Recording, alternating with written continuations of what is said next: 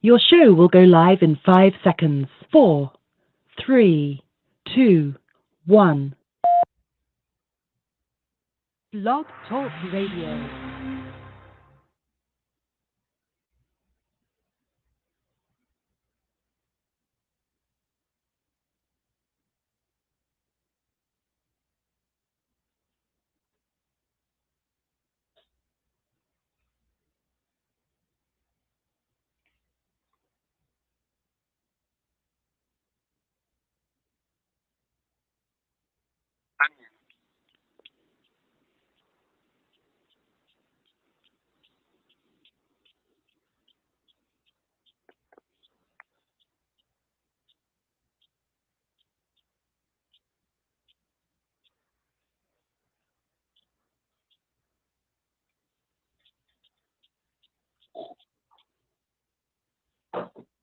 Hey, everybody, and welcome.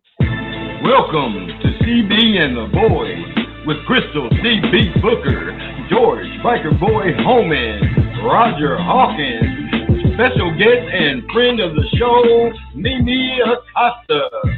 Coming live and direct via YouTube, Facebook, iHeartRadio, Blog Talk Radio, and Apple Podcasts. Bringing you hot topics, interviews, live entertainment, and fun every Wednesday night, 9 p.m. Eastern, 10 p.m. Central. And now, prepare to get charged up with a whole lot of fun from CB and the Boys.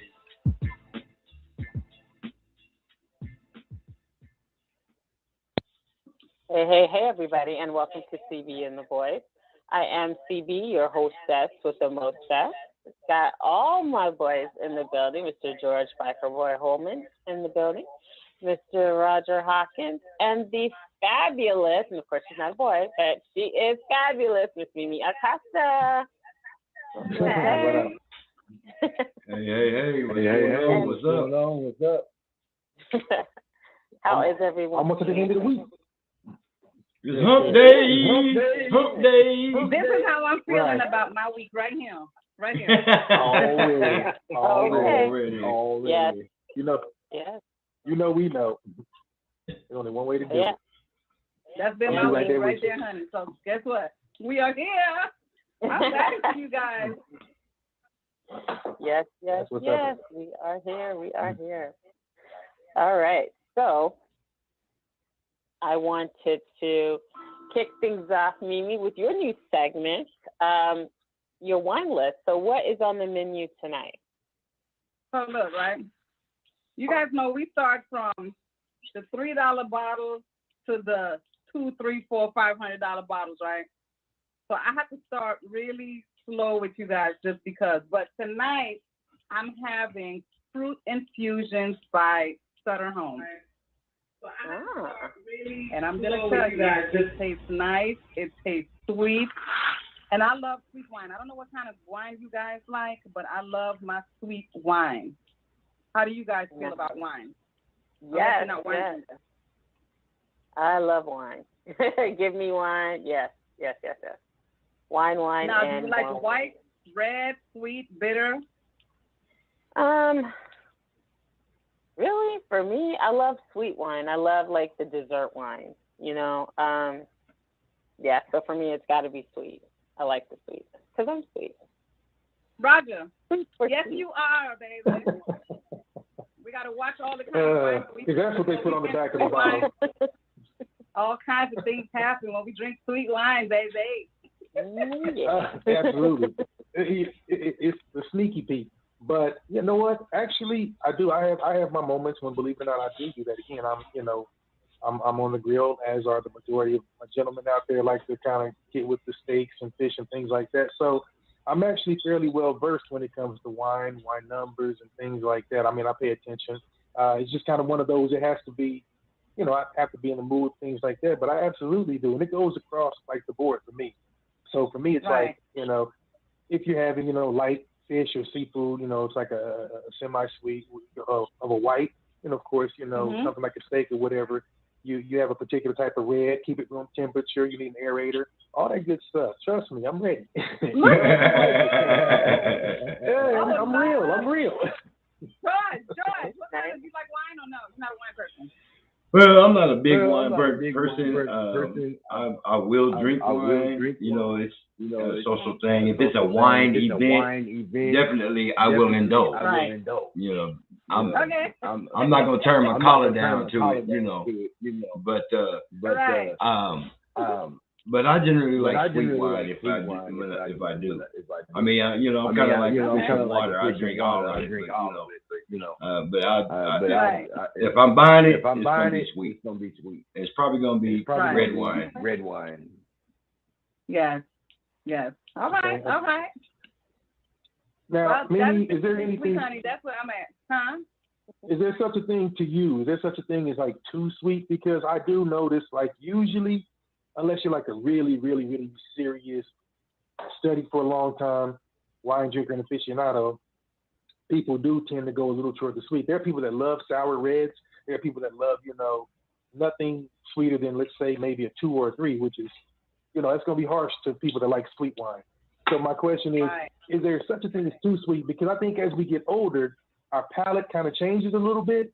And so because of that, in my opinion, I feel like they can be too sweet, Yeah. So what do you think? Yes. There's some wines that are really, really sweet, and you can like feel it as soon as you get that taste, and it's almost like it's so bitter. It's like bittersweet, and I can't stand that feeling. So I kind of play with wines, and it's really crazy because I find like the most expensive wines are the ones that do that to me. And then like the less expensive wines just take me to a place really quick, and it's subtle sweet. Like this is pretty nice, like it's soft, and it's not really, really sweet. It's just like, but it's also like $7 for a bottle. Almost like syrupy. I like that is too much. But I used to actually subscribe to like a kind of a wine list type thing, and the one thing that you see all the time, they have like a lot of periodicals and things like that have sections where they give you the 10 or 20 best wines under $20, and you would be amazed at how many of them get prizes and get like they rank in like the the lower to mid 90s, which is really weird. If you know anything about the wine festival and judging people out there, I mean, it goes 1 to 100. So if you're a $7 bottle of wine, like Mimi said, and you're at an 89 or 91, that's killing it. But it just proves it's not about, it's not about the name or how far in France did it come from and things like that. Like you can really get a pretty good quality wine. You just kind of have to play the odds, just try different things out. And of course, the sections in the stores now, good Lord, you'll get a new bottle of every week for the next 30 years. So I like playing with that. I like playing with it. Yeah, it's great that, that it's affordable. So you can, if you're on a budget, you can have your wine on a budget. You can still be elegant and be frugal. Nothing wrong with that. So that's good. That's really good. Look, there are $2,000 bottles of wine that taste like cold pot liquor, as the old folks used to say. It doesn't mean that the price tag doesn't mean anything. That just means it's probably a name or the label or, something historical behind it. So again, expensive doesn't mean better quality. Inexpensive doesn't mean less. You tend to, gravitate toward that type of thinking just because of, who advertises it, But you can find a diamond anywhere. So that's cool. Oh. So Mimi's got a little look. So you're on white today. Now, are you a big red drinker, or do you like kind of like your fruity whites, your fruit wines, your blood, stuff like that? I like my fruity light. Yeah, the reds, I'm just, and I've tried it, but it's just not me, Yeah, but and I know so here's what I'll say. I need to gravitate to the red a little bit because it's all about a health thing. The older you get, you want to go because there's something about the white that's really supposed to like not be too healthy for us. But I'm a taste kind of girl. Yeah. So I don't know. Well, I'll figure it out like one day. Just the antioxidant factor and things like that. I mean, we're no doctors, but I will say now, I'm gonna throw myself under the bus here. Back in the day when I was younger, one of the things I used to like to do, and I think you ladies might appreciate it back in my college days, is you find a town or a city with a winery. Take your lady on a little lunch date to the winery, and you get to do all the sampling and taste testing and things like that.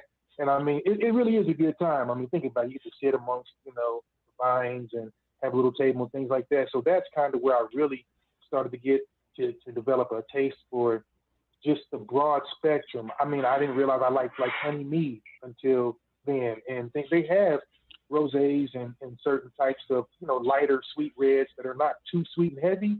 But you ought to look into it just because, again, we already know anything fruit infused, you're going to win. But if you just want to be daring, and try like a pink, if you will. So it doesn't have to be deep red. You can start in the middle.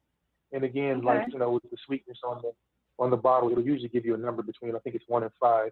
5 being sweet and 1 being bitter. So, right. Yeah, I'll probably be like a 3. Yeah, I think, but if you do 3, pretty much like anything with the red or white, you're not going to lose depending on what you're having with it, complimentary. So, hey, anybody out there, if you guys have any suggestions for us to give a try, things like that, we'll do a report. We'll happily be guinea pigs on that. I know Mimi definitely will, and we'll get back with you on it. Because I'm curious too. I love anything that involves the pinky up. I don't mind experimenting with. So I would be all too happy if we try it out. So folks don't be shy. Let us know what you think. Now I do got to say though, there is a particular for me, and this is you can call me ghetto, whatever you want to call me, but that top of the line wine, Carlos Rossi. No. Oh wow. No. Yes. The big bottle, like a gallon. It's like a gallon for like $12. Are you talking about the big bottle? That big huge bottle of Carlos Rossi.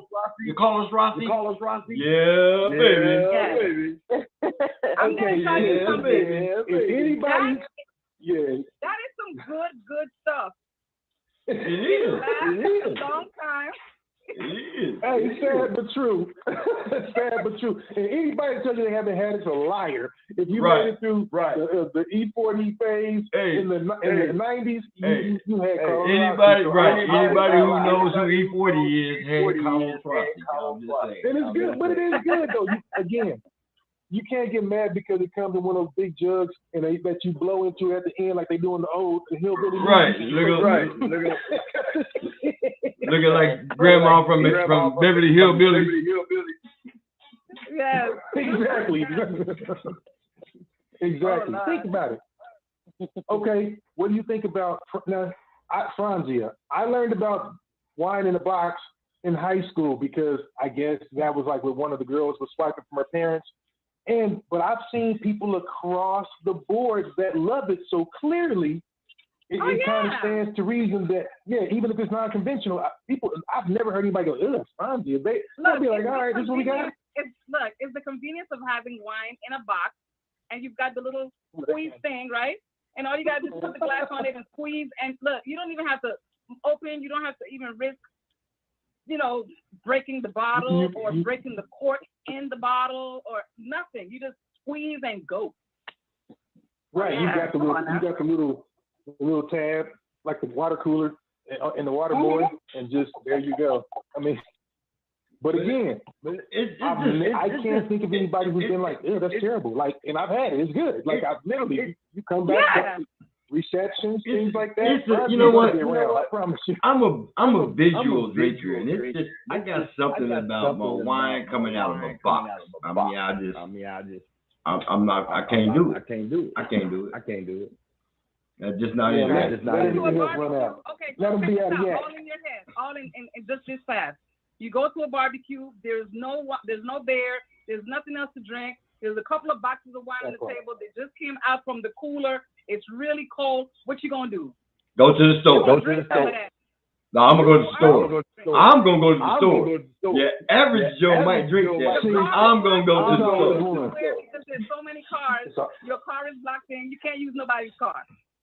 And you already been drinking. You're in a dry county. You're in a dry county on Sunday like Texas, and you can't get liquor. Then I'm gonna go to. But you're gonna drink it. Then I'm gonna go to the trunk and get that hieroglyphic bottle. The hieroglyphic bottle. That bumpy face. You know, the one with the bumpy face. Moving right along, cheers. Wow. To all my wine drinkers.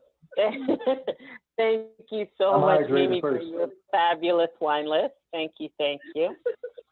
So, guys, as you know, a lot is going on these days in the news.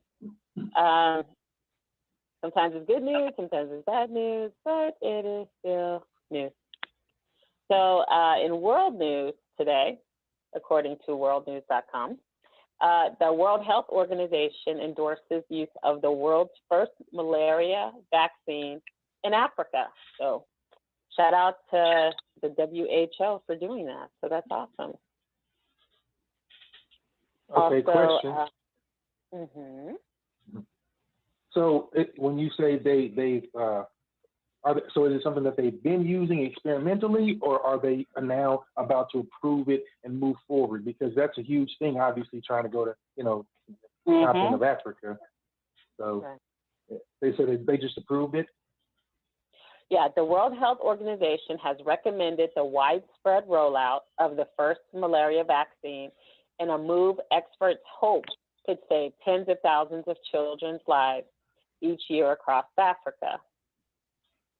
So, the RTSS vaccine, also known as Muscarix, was developed by the British pharmaceutical company GlaxoSmithKline and has been administered to more than 800,000 children in Ghana, Kenya, and Malawi since the pilot program began in 2019. The vaccine, which went through lengthy clinical trials, has limited efficacy, preventing 39% of malaria cases and 29% of severe malaria cases across small children in Africa over 4 years of trials. However, in August, a study led by the London School of Hygiene and Tropical Medicine found that when young children were given both the RTSS and anti-malarial drugs, there was a 70% reduction in hospitalization or death. So basically it says using the vaccine in addition to existing tools to prevent malaria could save, sorry, my contacts are blowing over, could save tens of thousands of young lives each year, said Dr. Tedros on Wednesday. So yeah. So that's a good thing. Yeah, so the World Health Organization has that's a positive. It sounds like it's just for young kids, though, right? It kind of sounds like it's just for the young. Okay. For the children. So, yeah, probably, yeah. Right. But it sounds like they've also kind of been working with it over the past 4 years, is what I heard. So, definitely getting some, doing a case study, in the right amount of time. So, yeah, good. I mean, absolutely big ups, because they need every break they can get.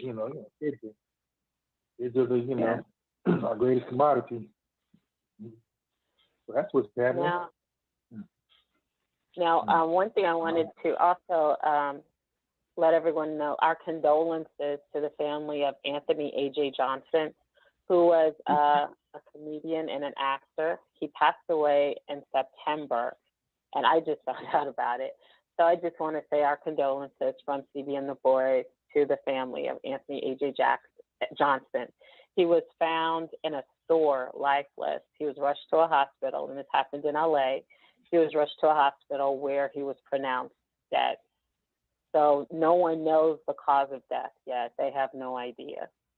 So I just want to, express our condolences for his loss. And if anyone does not know who A.J. Johnson is, he played Ezel. His most popular character was Ezel in the movies Friday. So, when Smokey was doing shit, I think when he was doing things, I think my neck and my back and my back. Yes, that one. Right. Yes. He's very popular for that line. He kind of, yes. Yeah. So, absolutely. So that was a big shock to everyone. And also another great legend that we lost, the wonderful Aunt Jane Powell, who is Hollywood royalty, and she starred in many of my favorite Hollywood movies. So rest in peace to Jane Powell. Our condolences to the Powell family. And also the legendary, incomparable Melvin Van Peebles passed, and we want to express our condolences to Mario and his siblings. He was a legend. If not for him, we wouldn't be here doing media or anything. Definitely. He was a pioneer. He, Gordon Parks, Ivy Davis, they were all pioneers.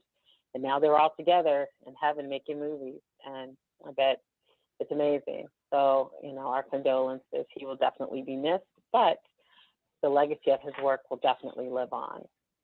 Mm-hmm. Yeah, you know what was so cool about like Melvin and guys like that, what we call the old schoolers, the trailblazers, is whenever you would catch him, if you would just see the guy, be that in pictures or whatever, there was just something about how cool, we call it just cool they were. I mean, always composed, always together. If he had on an Applejack or a jacket, I mean, he was just sharp. It was kind of like being the epitome of what it means to be like a businessman, but at the same time, he's a dad and all that. That's what I thought of whenever I would see him working and things like that. It'd be like, damn, this guy is cool. He was just cool, composed, and he knew his craft. And so you go, no matter what I'm doing, if you can aspire to be as composed and professional as that, then you're on the right path. So yeah, definitely condolences out to him and AJ and Jane as well. I was mentioning not too long ago about AJ being, they started, of course, showing segments about him, interviews and things like that. It's kind of a shame that people have to die before we start getting to see behind the scenes. But he was mentioning, some of the stories, with Friday and how things went and things like that. I got the hookup and stuff like that. But I think we talked about it a week or two ago, and he was saying how he literally ad-libbed 95% of everything he saw on Friday. He had maybe a couple of words, and he literally kind of stole his role. So that's fantastic, but that's kind of the measure of a comedic actor and a comedian, period, is that he literally just ad-libbed all that you saw, my neck and my back. I'll clean that up. $1 in a box of envelopes. Like, all of that was off the top of his head. Can you imagine? On camera, under pressure. That's really the mark of somebody who gets into what he does, So it's a shame, 55, not 55, 52, but definitely too young. But, I'm sure as days go by, things will kind of come out, but it is sad, Tiny Lister's gone.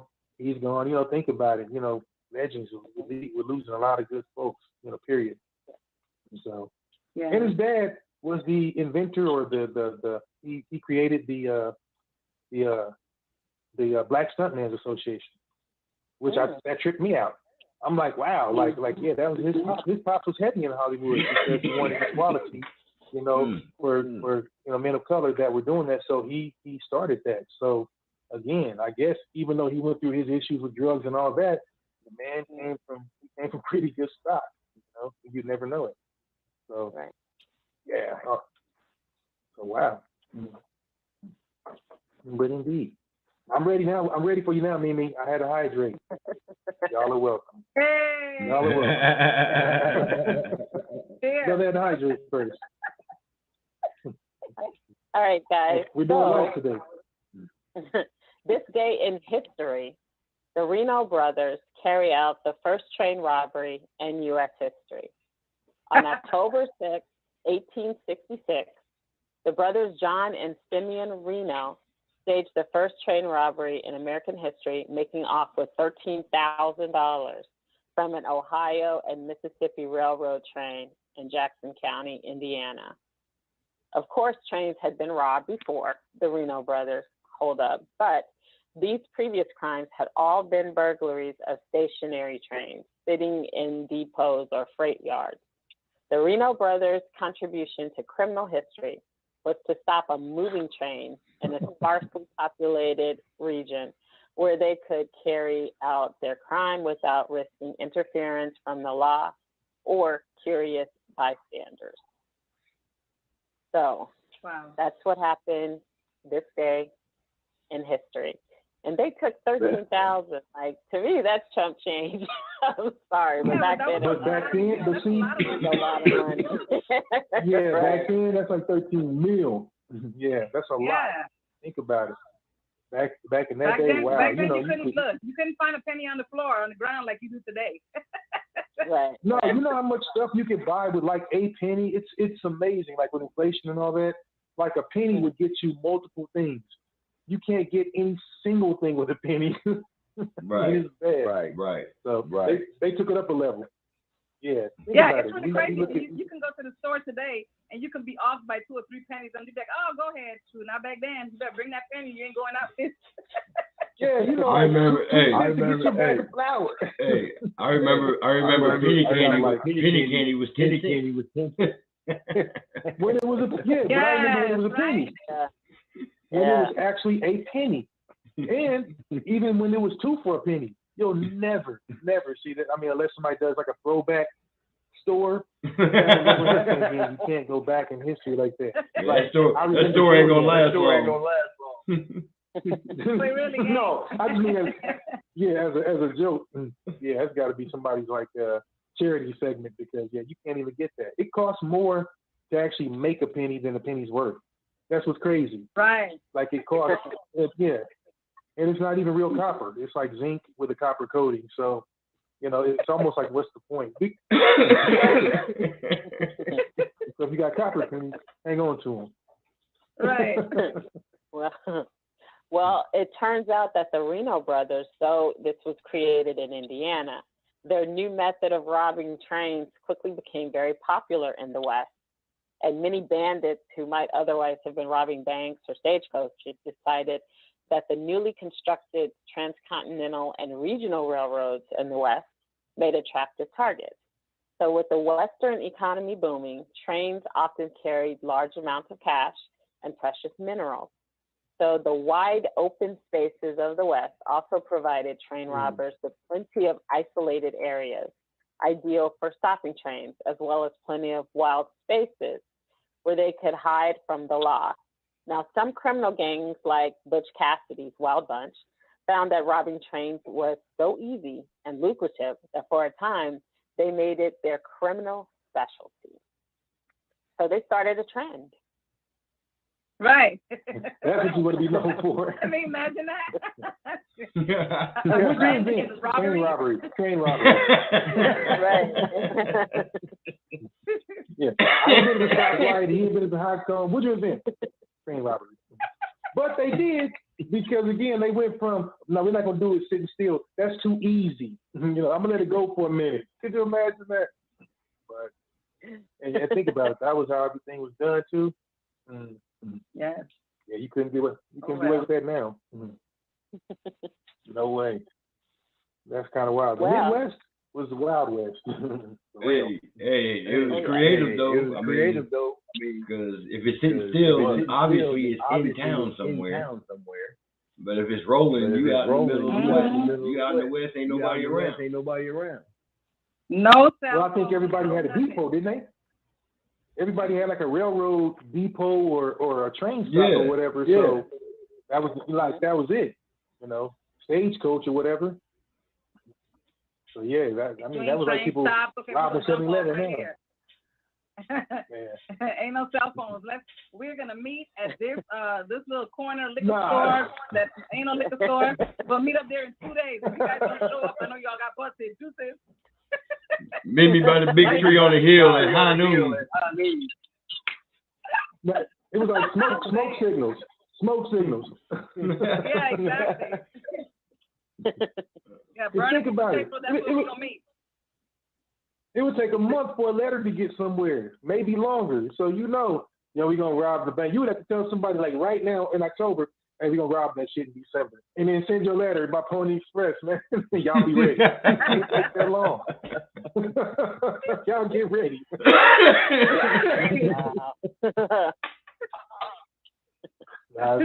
That's cool though.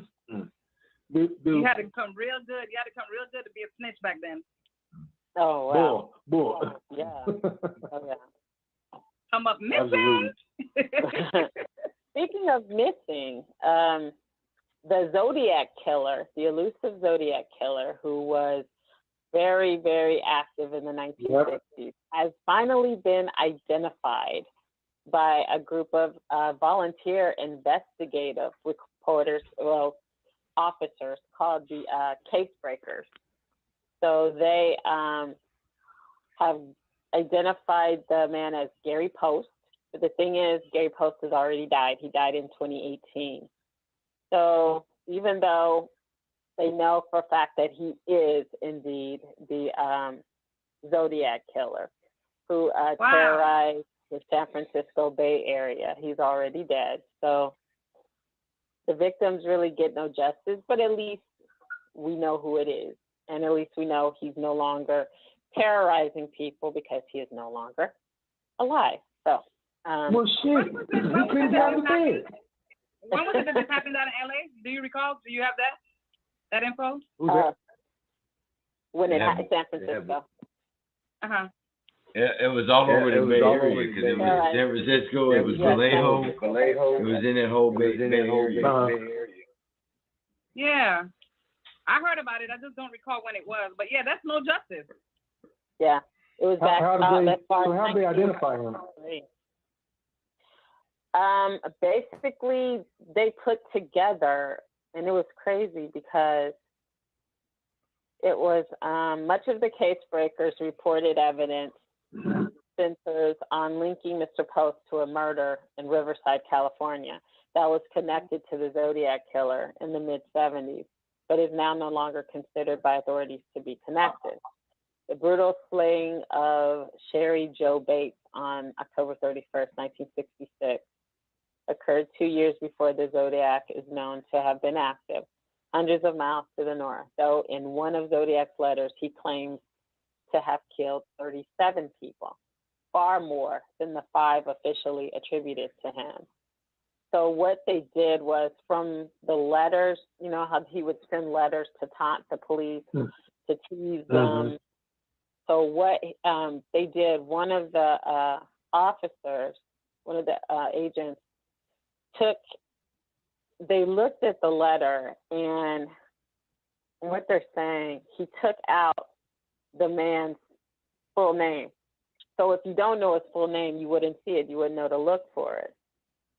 So when they looked at it and he took his full name off of the letter, and then it's basically he told who he was, but nobody caught it. So it's weird. It's cat and mouse on them. Yeah, playing cat and mouse. It was decoded. So basically a coded message sent by the infamous Zodiac Killer more than half a century ago has been cracked by the FBI. The Zodiac Killer, who was never identified, shot or stabbed 7 people in the San Francisco Bay Area between 1968 and 1969, killing all but 2 of them. During his murderous spree, he sent a series of terrifying letters to the San Francisco Chronicle newspaper. So,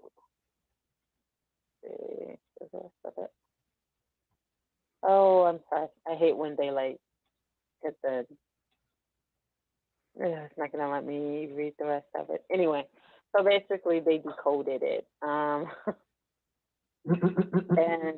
that's how it happens. So, yeah, 1,000 years late, but you know it is what it is. Which that would suck. Can you imagine? Like that's the worst kind of torture. Is just not having any closure to something like that happens. That's the worst. I couldn't imagine that. I understand why people say, hey, find them, bring them home, do whatever you have to. Let's not just let it end like that. But still, and then now people tend to have shootings, do whatever, and then take themselves out. There's still no closure. So it's got to be. I mean, that's the most torturous way to end something.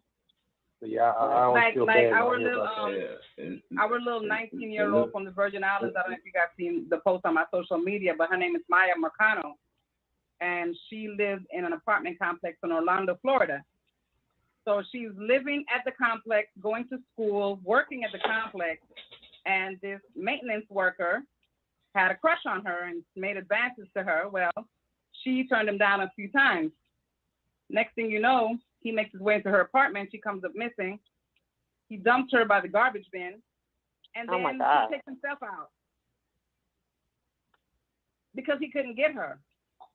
The whole family. So yeah, all of that, so, you know, for this, I don't get it. It's right. So weird. It's like there, you know, we have billions of people in the world, and you concentrate on this one person you can't have. Are you kidding me? Right. You know, so But, yeah, you so know. I was mad about that because I was like, no, man, like, you know, first of all, he had to have known that Caribbean family was coming to look for that ass. And they was not going to unless they found him. But it's people Virgin that you know, which is crazy. Usually, they wouldn't have slept until they found him. Well, he didn't make it hard. No, man. My condolences to the entire family because, you know, Virgin Islands, that hits home, especially when it comes to our girls, man. Like, she was only 19, you know, going to school, have her own apartment, doing the thing, you know, and then for her to be, you know, murdered like that, you know. And ain't no telling what else may have happened because I'm pretty sure that they're doing an autopsy and all that good stuff. But, right. Obviously, you know, there was something he wanted, so that's how that. But it kills me. So you've done all this only to have to end it now. Like, do you think when people wake up in the morning, they're thinking, you know what, today's going to be it. I'm going to take myself out. Yeah. I think like with school shooters and things like that, I think it's all planned out. But in a case like this, I really don't. Yeah. I think it's really like, I plan on trying to make advances. You know, I'll go this far, but I don't think they ever really get to the last part of it until it happens. And now you look back and it's too late. And I think that desperation causes that knee-jerk reaction because I can't imagine he woke up and said, I'm going to break in her apartment, rape her, kill her, and I'm going to kill myself. That's not how that was supposed to go. He wanted to break her. He didn't want to die, you know? Right. So, but it just trips me out. Again, I won't understand, thank God, because I don't think like that, but it just makes you wonder. It's absolutely crazy, but, you know, at the end of the day, too, it's like, you can't be too careful. That's the thing. It's like, how could she have prepared for anything like that? Not at all. You know? Right. Not at all. No, not really. Yeah. And that's the sad part about it. They usually get the drop on you because they are planning it and the other person is going about their daily life. So people go, oh, I would have been ready. No, you wouldn't have unless you're planning for somebody to attack you every day. You don't know what's going to happen when you walk out of your door other than I'm trying to go to school, go to work, etc. And someone is watching going, I'm going to wait for that individual to be here. It just, it's creepy. Yeah, there's no way to prepare for all that. It just makes you more aware of your surroundings. You know, like when you come inside of your apartment, like you make sure you latch the mess out your door, you know, for lack of a better word, because I was just about to go in. But yeah, because I'm really passionate about this type of stuff. So, you know, when my little words come out, don't hold it against me, people. It's just me being passionate. Well, keep the passion because we are, of course, having our after show tonight, so we can definitely just continue the discussion. I mean, I'm just saying. Because this is, in case everyone doesn't know, this is National Domestic Violence Month. So we do have an after show planned for those of you who are watching us on YouTube as well as Facebook. So definitely stick around, stay with us. We're going to have a great discussion for our after show tonight. So look forward to that. So we will be back after this quick little station ID break. And when we return, our guest, Trey Band, will be on the show. So look forward to that. And we'll be right back.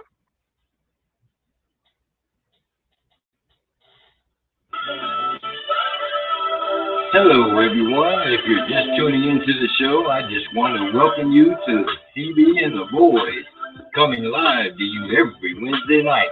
You can find us on Blog Talk Radio, iHeartRadio, Apple Podcasts, Facebook, and YouTube, serving you a dose of motivation for your midweek motivator. And now, back to CB and the Boys. All right, and we are back. Welcome back, everyone, to CB and the Boys. Now, let me introduce our wonderful guest, and we're going to also listen to some of his music. So, without further ado, everyone, here is the fabulous Trey Band. Hey, Trey, welcome. How are you tonight? Thank you. Hey, how's everybody doing? I'm good. Brother Trey. Great. Thank you for having me. Great. Thanks for being here. Thanks for being here. Absolutely. Now, one thing I wanted to ask, because I, of course, did my research on you before we had you on, and you've done some amazing things. You've been in the industry for a while now. And what really struck me was that you are also an MMA fighter. How did that come about? Well, I don't even really talk about that a lot, so it's crazy that my manager put this information out there. But I was fighting as an amateur as a kid, and then of course also into my teenage years as well. And it was pretty dope. But you know, as I got older, you know, and got into girls, I was like, I don't really want to have my face kind of beat up, so I kind of music and girls. But I did end up winning 3 titles, so 125, 130, and 135. So All right. those are some cool accomplishments as well. So Congratulations. Well, congrats on that. Congratulations. Wow. Yeah. That's amazing. That is amazing. So tell us Man, about how did you get into music? Well, I was always like in the entertainment and like just always on stage, and I was singing in a singing group in the beginning, and so I was singing a lot and traveling, and girls used to chase me in elementary school and all this craziness, and so and then I started, you know, hitting puberty and things like that, and so I fell in love with poetry, and then I started rapping, and then like freestyling was like this big thing, so you know, I was like on this winning streak, so people would challenge me at different lunches. So, you know, no kids should do this, but I would skip class, you know what I'm saying, just so I can go to other lunches and battle, you know, so I was just so in love with, you know, just hip hop and just everything about it. So I was just always battling, and then I started writing. Oh, well, actually before that, I wrote a song for my school, which we did because we were reading a book, and so we had to write about the book, and so I wrote a song, and so it was just like everybody loved it, and I got to get different classes and things like that to just perform it. So I was like, oh yeah, if this gets me out of class, oh yeah, I'm gonna keep doing it.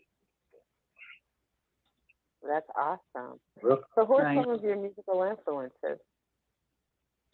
Well, I was really big on listening to Lil Wayne, for sure, Ice Cube, Earth, Wind, and Fire,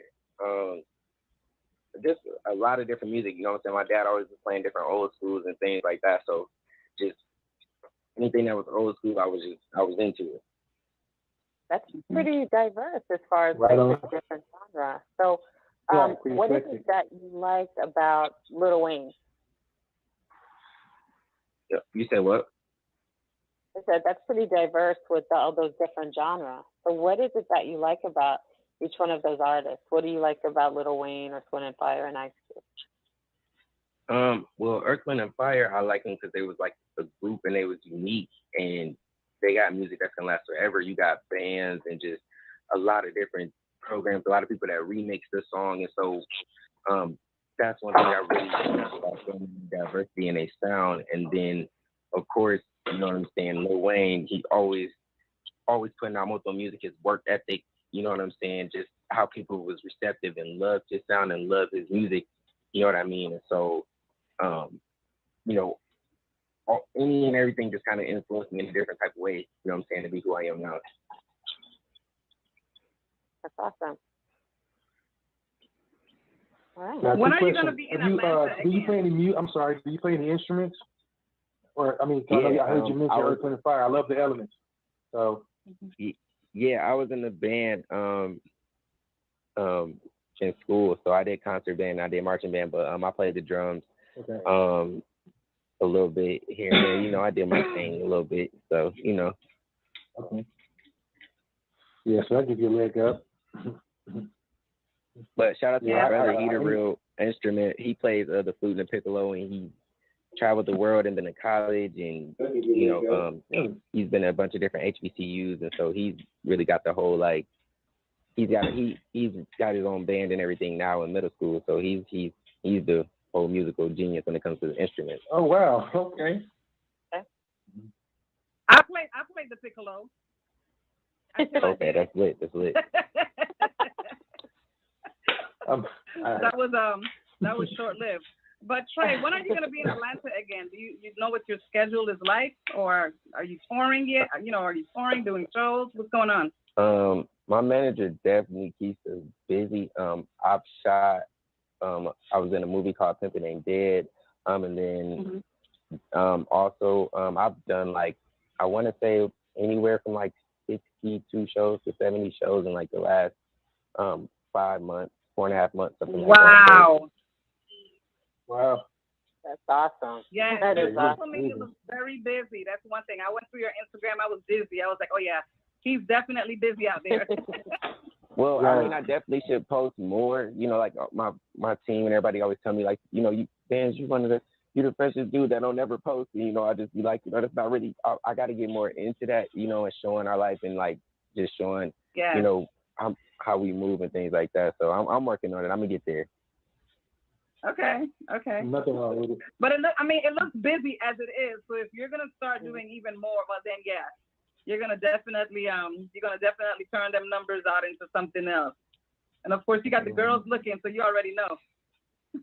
Well, that would be a blessing, you know what I'm saying? Just making the numbers go up, that's just a blessing in itself. So I mean, I'm not really, when I was younger, the girls was cool and all that, but you know, I'm in a generational wealth and just, you know, investments and things like that. I'm into way more deeper things now, you know what I'm saying? Oh yeah, so now you have to be very careful with who you bring in your sphere. Yeah, for sure. Yeah. Yes. Absolutely. Love it. Yeah, good deal. Yeah. The first song that we have queued up is Tetris. Tell us a little bit about the concept of Tetris and how it came about. Okay, so Tetris is kind of crazy. Like, it's a fun, hype track, but well, a friend of mine, we kind of got into a situation with this guy, and so anything that I'm like going through or is happening in my life, I'll like just write about it and go into the studio. Like, I immediately try to make a track and try to keep my music genuine and real. And so if you kind of listen to the words and the lyrics, you kind of understand, like, it's kind of a little bit of a diss, you know what I'm saying? So I kind of have fun with it. Okay. So coming up next is Trade Bands and Tetris.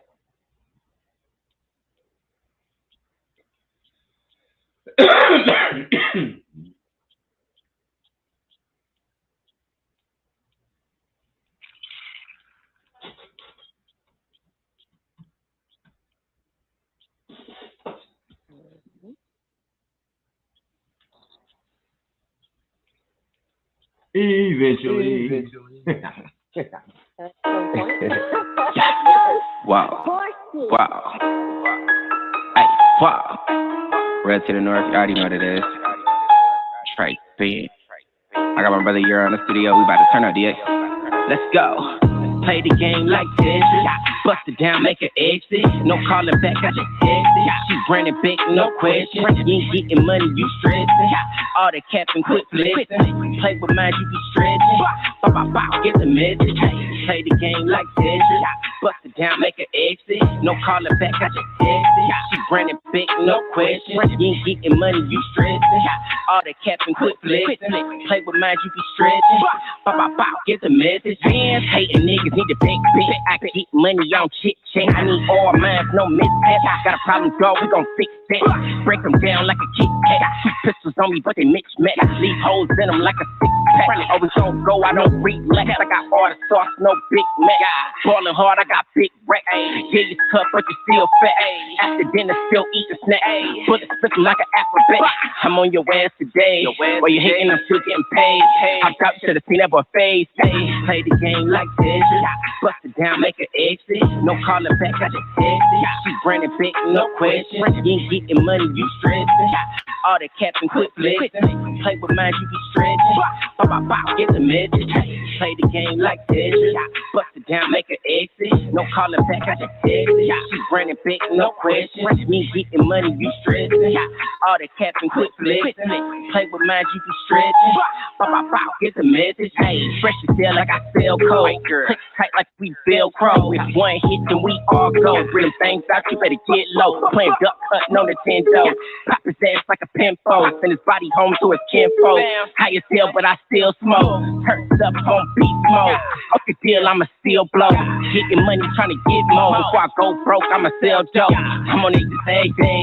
I do it a nasty way. She gon' do what daddy say. Beat it up, ain't got no time to play. Play the game like Tetris. Bust it down, make an exit. No calling back, I just text it. She running back, no question. Me getting money, you stressing. All that capping, quit flexing. Play with mine, you be stretching. Get the message. Play the game like tetris. Bust it down, make an exit. No calling back, I just text it. She running back, no question. You ain't getting money, you stressing. All that capping, quit flexing. Play with mine, you be stretching. Get the message.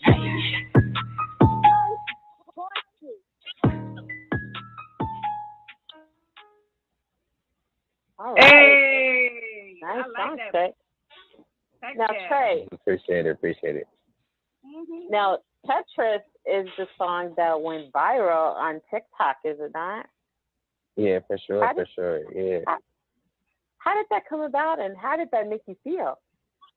Right. Well, shout out to, my number one manager, greatest manager in the world. So Yannette actually working that she always doing 24/7. She stay on the phone, you know what I'm saying? So I barely get to talk to her. But she reached out to her, connect and do the magic that she does. And so, I really even now just don't, I really don't want to take it all in, you know what I'm saying? And so I don't know. I'm at a loss for words even for it right now. I just was making music like always, you never know which one is going to be that one. Well, that's pretty amazing because TikTok is very popular, very vast. Anybody is on TikTok. So for it to go viral, that is amazing. That is really amazing. So Yeah, did keep it go working viral and try to keep them busy. as far as your video on TikTok, or did it go viral by other people just jamming to it, or girls running with it? How did it go viral? So it was Yannette had a dancer. I think it was on one of background dancers for Trey's songs or some. I can't put my pinpoint. I don't want to get it wrong, but okay. somebody really felt the song, and so I was like, yeah, go for it. Let's see what it does. And I don't really know much about TikTok. I'm never on it, but I was like, let's do it. And so that's kind of how it went. How just chances make champions. Nice. And that's a good thing that as your manager, that she even went as far as just putting yourself on these different platforms, because you really never know. It's almost like throwing toilet paper at the wall that's wet. You never know what's going to stick, and when it does, that's what you got to roll with. So that's a blessing right there. I don't even know how many times I perform that song. You know what I'm saying? Like that's really what's been the driver of pushing everything. And so I'll probably perform that song like a gazillion times now. So it's definitely a blessing for sure. Yes. Yeah, definitely. Think about how many people do stuff trying to deliberately go viral. And I mean, just by you doing what you do, your passion, your love, and it just worked out. See, that's the timing of things and how they're supposed to happen. And again, big up to your manager. But I know, young people and old people and everybody gets out there trying to do goofy stuff. And I want to go viral. It's like, that's the thing. I want to go viral. And then, I had another viral song. You make something heartfelt. I had another viral song before that. And so I was in another deal that I had to buy myself out of before I started working with my manager now. So I had to catch my bumps and bruises from that too. And so even to the artists that's listening and that's tuning in, you gotta own your beats and own your rights, because they gonna come for it. You know what I'm saying? So I had a really dope song that was out that's probably not the same. And so that it kind of like that's what made me get into high gear. Like, okay, I need to own my stuff. I need to get deeper into my business because I'm really on to something. And so that's what really got me driving. Yes, that is something that I also talk about. I talk about that with artists all the time when it comes to making sure that your business is handled. Like, I've been in the industry for a while. I deal with artists all the time. And some of the first conversations that I have with artists is that, do you have your business straight? Is your music registered? Are you registered? Do you know what a split sheet is? Is your producer on it? Like, I go through this long laundry list of business, and some artists don't even know what a split sheet is. Like yourself, it's like you just didn't know what to do with certain things, and then you got. So, you learn from the experiences. I'm pretty sure by now you know. Yeah, I mean, I had started like, buying beats and working with different producers and things like that. In the midst of that, it's just, in the beginning of it, I was just putting out music. And so, again, you never know what song is going to really stick. And so I didn't really know, like, okay, this person gonna come for the copyrights, and then not only that, if you don't, if you don't work it out with the producer, that whole song going to them. So all the money, it's gone. So you got to be real careful and smart. So yeah, and look, it's either that or you make it. You write them in. If it's something that you really like, once you lease it and they come back for licensing, of course they're not coming back for licensing unless you blow up. So if they're coming back for licensing, that means that you're getting a check.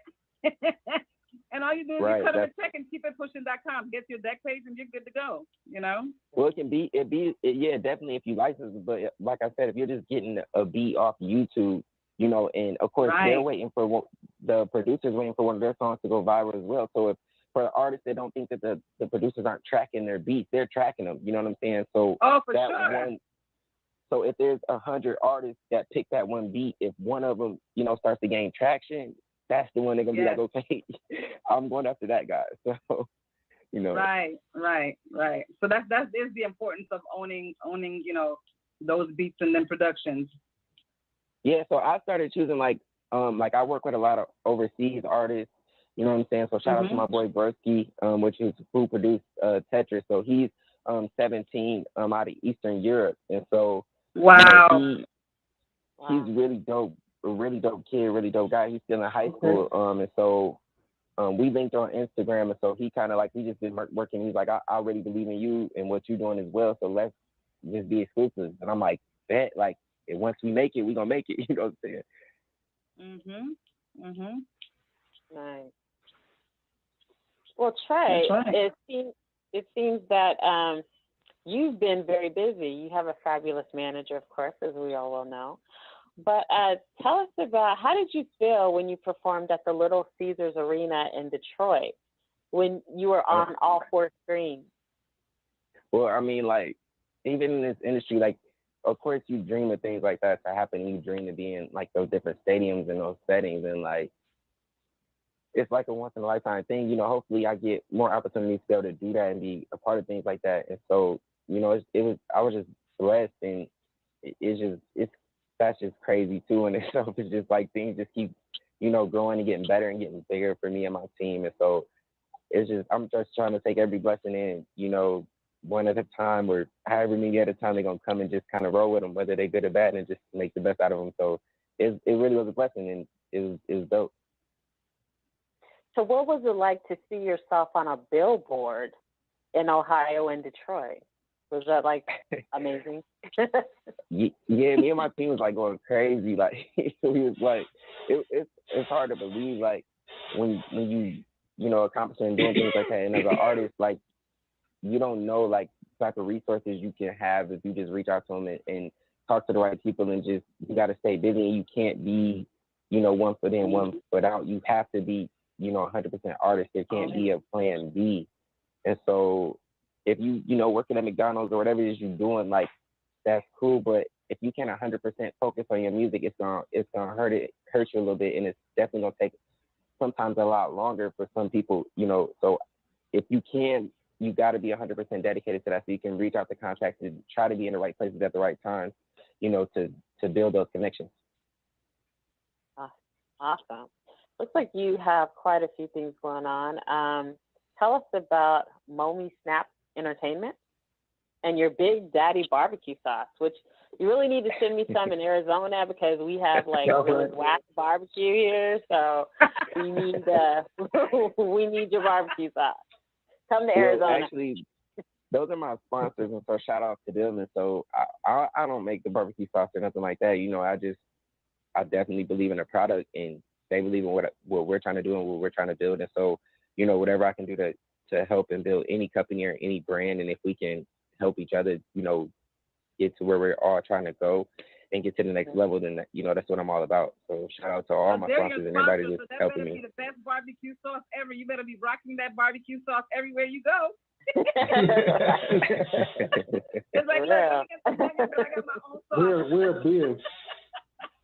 I mean, I'm definitely waiting on them to send over the, the box and things like that. They're definitely a dope sponsor that they just believe in what we were doing and invested in me, first before I even, have to, put their, do those type of things. But I definitely can't wait, and I'm definitely going to put it everywhere, and I'm gonna have it everywhere with me when it comes in. But shout out to them for Look, just I'm believing gonna tell in you me. something right now. You better come back and let us know how that barbecue sauce is, because we're big on stuff like that.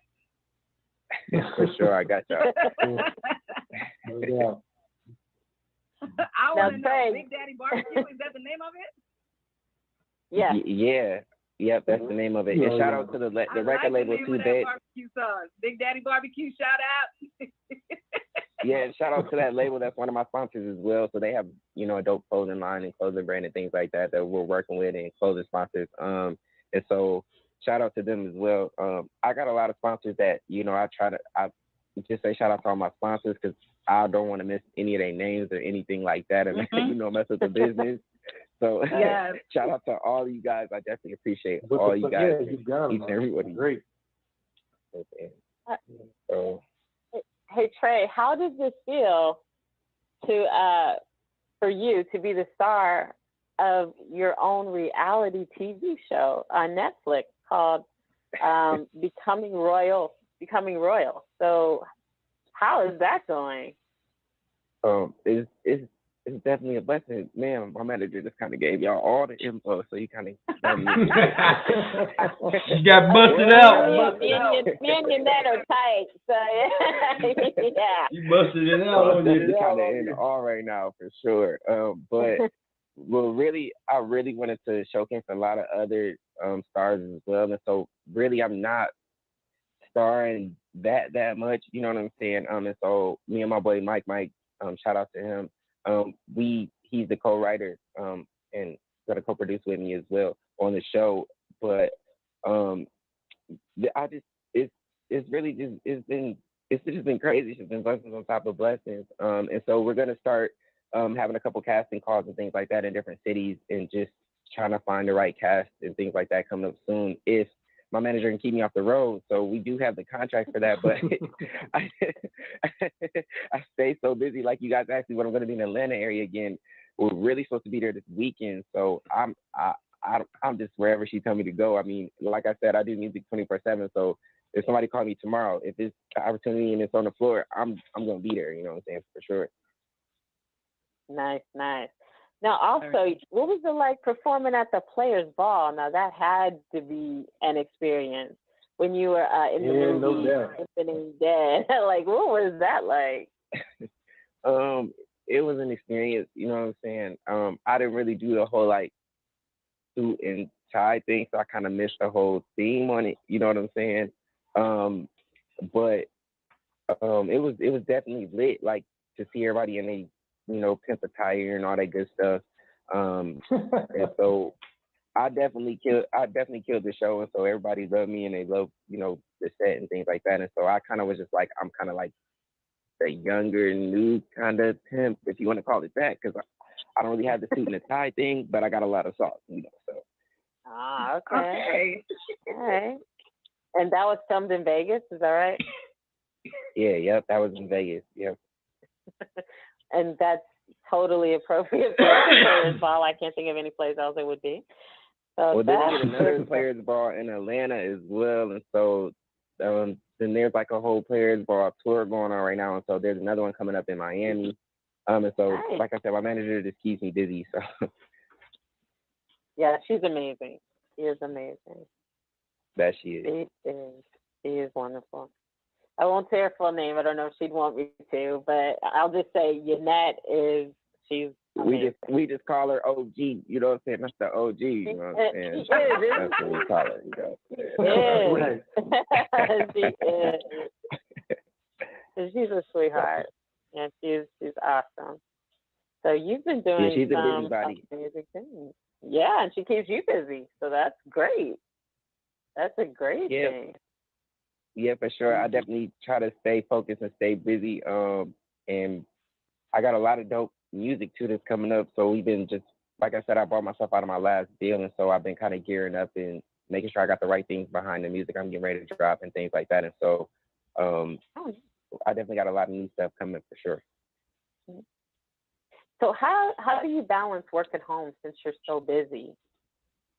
It could be tough because I coach this year to be my fifth grade girls basketball team I coach, and then I also go to my son's football games and things like that. And so I try to like keep my weekdays kind of open for the season and things like that. And then during the weekend, I try to, get music done and out the way. And I that's why I said now, like I'm gearing up to be able to drop music and videos and things like that. So when the season comes, I already kind of got everything built up and prepared for it. So I can just kind of have a smooth sailing. So he leaves the basketball court. So he leaves the basketball court and hops on the plane.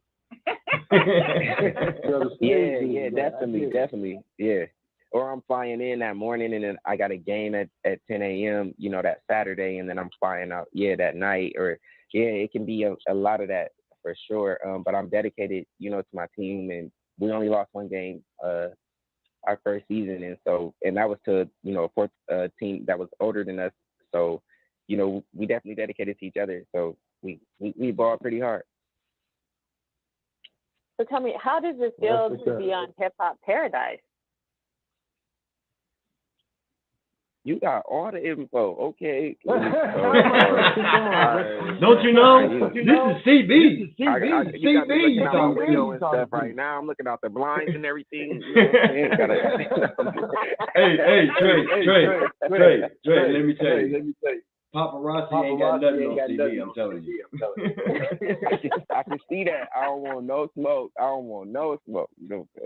No problem. It's definitely everything. To be honest, like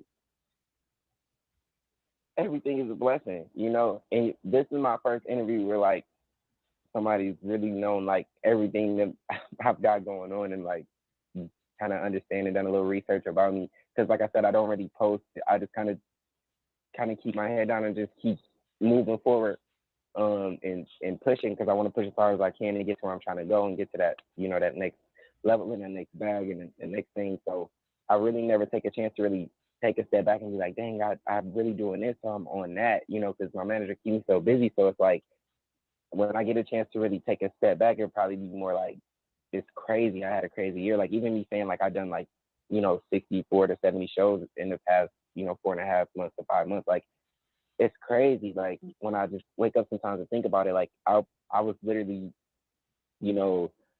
going from driving in a car place to place to tour buses to flying planes to like, so it's just been a blessing to be able to work with somebody like Jeanette that's a go-getter like me that believes in what I'm trying to do as well and believes in my music. Because like I haven't had a chance to sit down and really think about it. Like I'm just on go mode. Right. That means that you guys are literally the perfect pair. Because if she's someone that's going to keep you busy and you're someone that's determined and committed and going to get up and go, that's like the perfect management and artist situation right there. And I really honestly wish you guys like the absolute best because that's a very, very hard thing to find.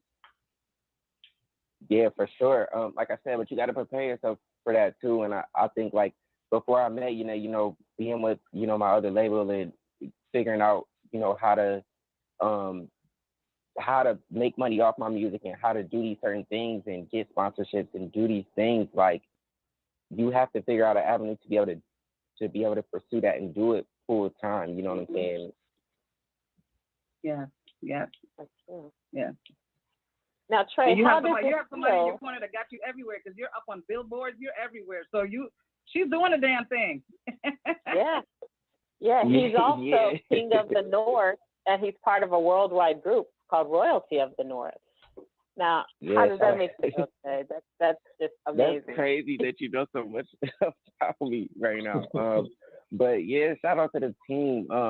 I got a dope artist that signed to me named Joy Velli, and so she's an amazing artist, and so she's like loves Tupac and is in love with everything he did and built and things like that. And so she, of course, Machiavelli, so she's the female Machiavelli, so she goes by Joy Velli. So shout out to her. I think she's a really dope artist. And then of course we got the dope engineer Sway, and he's an artist and he's our auto-tune artist, and he's got his own sound and cool things like that. And then we got Sonny, which is my crazy white boy, you know what I'm saying? And so he always got different sounds and experimenting and doing different things. And then shout out to my DJ Dex, and shout out to Royalty of the South. We putting that together right now, and shout out to my comedian Mike. And so everybody is kind of working and grinding. So Royalty of the North is like a giant family. You know, we take care of each other's kids, we take care of each other's bills, we take care of each other's livelihoods. You know, just make sure each other's good. You know. That's awesome, and it's good to be a part of something like that. Yeah. Mm-hmm. Yeah, that's how it's supposed to be. Yes. Exactly. Yes. That's awesome. Yeah, for sure. So Nobody can violate the cliques. Right. Yes. Well, I mean, don't get me wrong. Like the thing is, with building a team, like, is when everybody see me, they're like, okay, when I team up with Trey Bands, I'm gonna be able to get paid and be rich overnight. And so people do come and go, and some people do fall off because they don't understand the grinding. You know how long it took me to get to where I am to.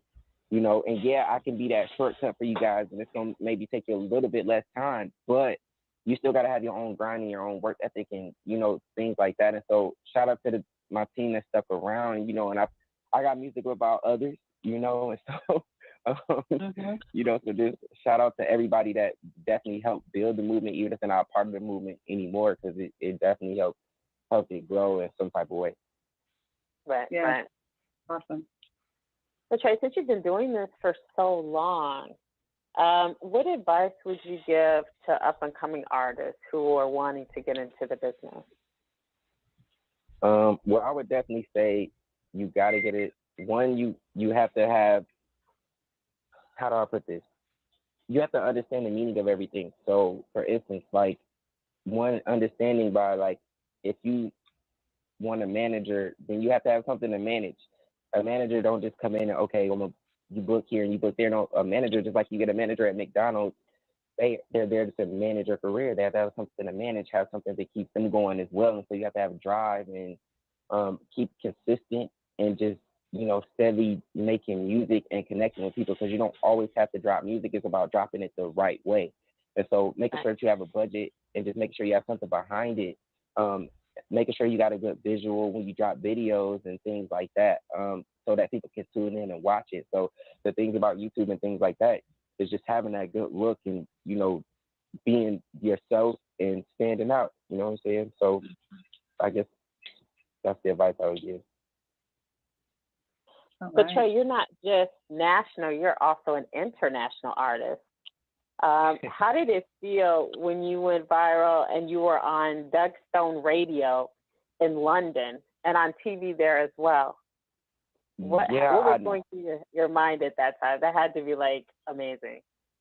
Well, I mean, me working with Broski, like I said, my engineer, so, like, you know, working with him already from Eastern Europe, I was like, you know, one, it's got to be bound to happen because me and him make, like, dope music together. So I'm like, I'm going to see you one day. It's going to be bound to happen. We're going to do something. So when I got that interview, I made sure that I called, you know, Broski into the interview, because I always try to show love to everybody around me and, you know, give everybody opportunities as well. And so, you know, him being from out there, that gave him opportunities too to be able to move his music and his beats and things like that. And so it was just a blessing for me to be able to bless, you know, other people and share that moment with, you know, people that's going on with me as well.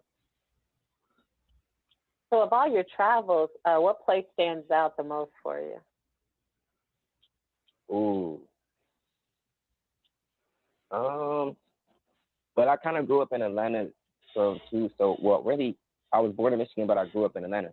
And so Atlanta's always like a second home to me. So it's definitely lit. But Vegas will probably have to be my number one. Vegas was lit. So definitely Vegas. You're only saying it because it's true, young man. That's all. You're only saying it because it's true. I'm hearing that little bit of laughing behind that Vegas, and I'm like, okay, now, is it because what happens in Vegas stays in Vegas, or you really like doing shows in Vegas? Hey, all of the above. Above. Man, no question. All of the above. Hey, you know look, what I'm saying? I'm the one that would ask those kind of questions. They'll tell you no lie. lie. The thing about Vegas is lit. You know what I'm saying? The clubs is lit. The casinos was cool. Shooting a movie out there was great. Like everything about Vegas. The Mary Jane was great. So everything out there was just amazing. You know what I'm saying? So. Facts. All right. And I've been to a lot of states, so they got the best. You know what I'm saying? So, yeah. Shout out to Mary Jane.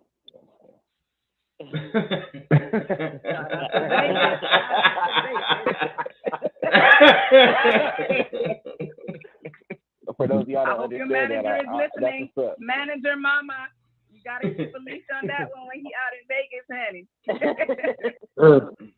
You might come up fishing in a good way. She know I'm at work, but after work, you know what I'm saying, I gotta see the sights and shop a little bit and go to the mall and all that good stuff. But I definitely was there to work and handle business, so I did that too for sure. Of course. That's true. That's awesome. Well, Trey, the next song that we have of yours is "Do What I Want." Can you tell us a little bit about "Do What I Want"? So that was really a track I just kind of made. That was like, okay, I can make dope. I was kind of like in this headspace where I was like, I can make dope music, but it can be clean. You know what I'm saying? So I have like this whole kind of mixtape I'm working on where, well, I guess not mixtape. I guess I call it an EP now. That's what everybody calls it. So I got an EP that I'm working on that's clean, but it's like real, like dope music. So a lot of times I have to tell people like I'm not cursing in that, and they're like, oh, whoa, like you're not cursing. So yeah, it was just kind of a dope track. And shout out to Lisa Blair, because I don't know if she got the feature on that one too. So we'll see if she got the whole thing. So let's go for it. All right, here we go. Do What I Want. Straight in.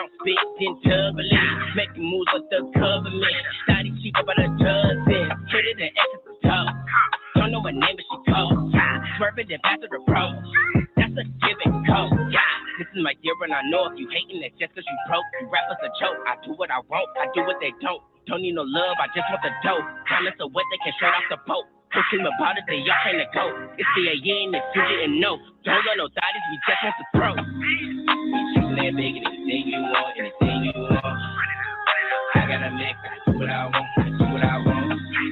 Don't want to do it, watch you do more wrong, do more wrong. Every nigga put my whole team on, my whole team on. We just land big, anything you want, anything you want. I got a mix, I do what I want, I do what I want. Do what I want. Don't want to do it, do more wrong, do more wrong. Every nigga put my whole team on, my whole team on. Got a smile on this whole team, gonna ride on the swingles, we go high on, drip from different side on. Yeah, you got that vibe, take it up places you only admire. Not physically, but mentally, at one desire. I won't wake you up, but you know you're the one for me. You look guys got no clue. It's always gonna be me and you. See, here's a funny thing. I see right through the bullshit they say. I see loyalty's not their way. I keep it moving, no time to play. Bro, we just land big, anything you want, anything you want. I got a mix, I do what I want, I do what I want. Don't want to do it, I do more wrong, do more wrong. Every nigga put my whole team on, my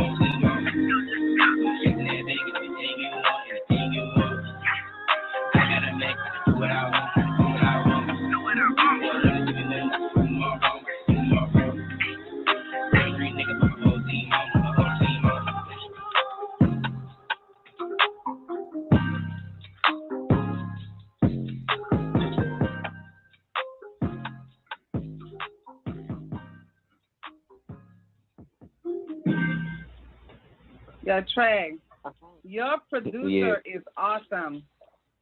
Thank you. Yeah, shout out to him for sure. Yes. I love it. I love the bounce of it. Little chick got a nice little voice. Oh, yeah, you got something nice going there, man. Congratulations. Thank you. Yeah, I was about to say the same thing. You got nice beats and you got nice lyrics. So yeah. You got some skills, man. Mm-hmm. Thank you. I appreciate that. I definitely. And you write your own music as well? Yeah, of course. Yep. I'm right. I go for a couple artists. Yeah, of course. Yep. Nice. Yeah, keep it in house. That's how you do that. Yeah, ownership. You gotta write your lyrics. You gotta get the bag. Yes. Exactly. Yeah, the more you do, the more money you make. For sure. Yeah, fact. You make sure you try to keep your percentage at 50% most of the time. Yeah, definitely. But like I said, when I was on my squad, like I said, rotated north of the camp, so we got different things like that, different percentages and things like that. So, but everybody eats, so that's always what matters. It's crazy how it's crazy how the energy has changed. Because back in the day, I remember it was a point in time where the highest paid entertainer was Michael Jackson. And he only made 13%. And now it's just flipped around. Everybody learn. Well, I mean, back then they didn't tell you what a master's was. So you never heard like, oh, you need to own your master's. Like those wasn't terms that you were used to hearing and things like that. So people are just dropping music, like, oh, I just need a deal. Everybody looking for that next deal, not understanding what it all comes with. Right. Well, it sounds like you scared to say nothing. Right. It sounds like you up on the game. So I wish you well. Keep moving forward, my brother. Yeah, I appreciate that. Thank you.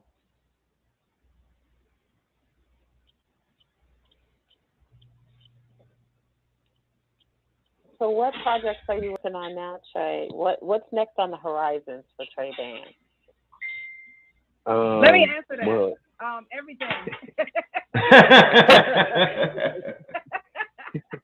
No, go ahead, yeah, Trey. that's a good answer. No, that was a great answer. Everything. Honestly, whatever God really placed in front of me. So I mean, right now, I'm working on a lot of dope music. I'm getting ready to start shooting my videos as well, and so our album with this team is gonna be coming soon. The movie that the whole team was in is gonna be coming out soon. Our Netflix series, we're gonna start shooting for that. So hopefully we'll be having previews and things like that. Will be coming out soon. Let's see, I've got many shows that'll probably be some everywhere coming soon. So I don't know, just some everything, trying to act, write, produce. So when do you get a vacation? I think my life is kind of like a vacation. You know what I'm saying? I feel like my life is a vacation. You have to rewind and say that again, Trey, because I don't think nobody heard what you just said. He said, my life is a vacation. Do you know how sweet that sounds? Do you know a lot of people cannot say that? And that means that you absolutely enjoy every aspect of everything you do. Yeah, it's just really a blessing, like, for sure. Yeah. Well, let me put this bug in your ear. If you find yourself with four free days in April, you come join us and hang out with us on our first annual CB and the Boyz cruise in the Royal Caribbean. Yeah, we got that working. We got the CB and the Boyz cruise going to Labadee, Haiti. Okay, well, that'd be a blessing, definitely. Send my manager the info, and we definitely have to see if we can work that out. I don't know how good my passport capabilities are, due to my street history, you know what I'm saying? But yeah, we can definitely see. Here's the good part. Here's the good part. You don't need a passport. All you need is a birth certificate and ID. That's it. Okay, well then, yeah, I'm definitely gonna try to be there. That sounds amazing. So I'm actually Indian and Haitian, so that'd be amazing. Okay, all right. That's awesome. Yeah, double reason. That's And what we're doing there before that is for a good cause too. So yeah, it'll be a twofer. We'll make sure CB keeps y'all up on that. Get you that info. See what you can't work out. Yeah. I'm always with it. It sounds like a great trip, and so it sounds like something I'm definitely down to do and interested in. So I know Yannette probably tuned in here somewhere. Manager, you know what's up. You know what I'm saying? Get him put on the flow. Make it happen. And you know, that's almost like going to Vegas. You know, you'll be in the ocean, so yeah. Well, I've never really done I've never done a cruise either, so that's a neat experience. But that's a good one to start with. It's a really inexpensive cruise, and two, it'll give you 20 minutes to just detach yourself from everything going on in your life. Because even though as much as you love what you do, as much as you love everything that you're involved in, at some point in time, you still need to take a little time just for yourself, just relax and forget about everything. You know, we definitely gonna have to find a studio or something, because you know that's a different type of setting. That's gonna have you in a different headspace. So we gotta find something, bring a studio with me or something, or some equipment. Something gonna have to shake. He's got to be. We can work it out. We'll work it out. We'll figure it out one way or another. We're gonna get turned up. So I'm definitely with it. So we're gonna turn up for sure, but it's gotta have a little bit of work in there, and a little bit of music. Just know it will be. Just know. With the management that you're gonna have some kind of mini concert on that ship. But wait a minute, let me tell you too, though, just so you know, it is gonna. We are gonna have a videographer with us. It's gonna be following us around that whole time. So I mean, I'm just saying. I mean, that's what I'm born to do. So I'm never worried about that. You know what I'm saying? Bring up. But I'm saying you might have to build you some lyrics around that. Put you a video together.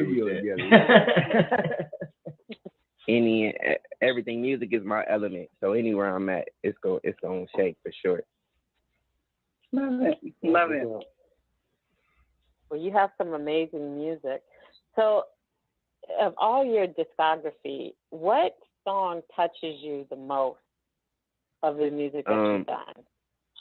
So I don't know if Yannette sent you the song. It's called The Truth. And so this is a song that's kind of important to me because it's kind of telling a story. And I had a real close friend, and he also artist. He was an artist, and so you know how you kind of, if you ever had somebody that you really believe in and you kind of invested in and gave them everything and didn't have to want for anything because you just believed in them and just wanted to keep going, and so something super tragic happened, you know, and so I'm not gonna put his business out there, you know, but it was just very disappointing, and it really put me through something, and so that song really means a lot to me. And Joy Belly, she knew it as well, and so she went through that journey with me, and so that's kind of an important song, and it's real meaningful to me. So. Wow. Okay. Well, we will see if we can get that meaningful song on. Wow, that's an amazing backstory behind that song. I definitely want to hear that. So we will see what we can do before the show is over, for sure. So tell me, how did it feel for you to perform for the Bad Girls Club in the boxing match? That's actually coming up. So you're doing that now. Okay. So tell us. That'll be interesting. I'm not sure what to expect, because the TV show might not be. Hopefully, it's not like the TV show. You know what I'm saying? So, but it is supposed to be like a whole fight night event, so it might be like the TV show. Oh boy. Oh boy.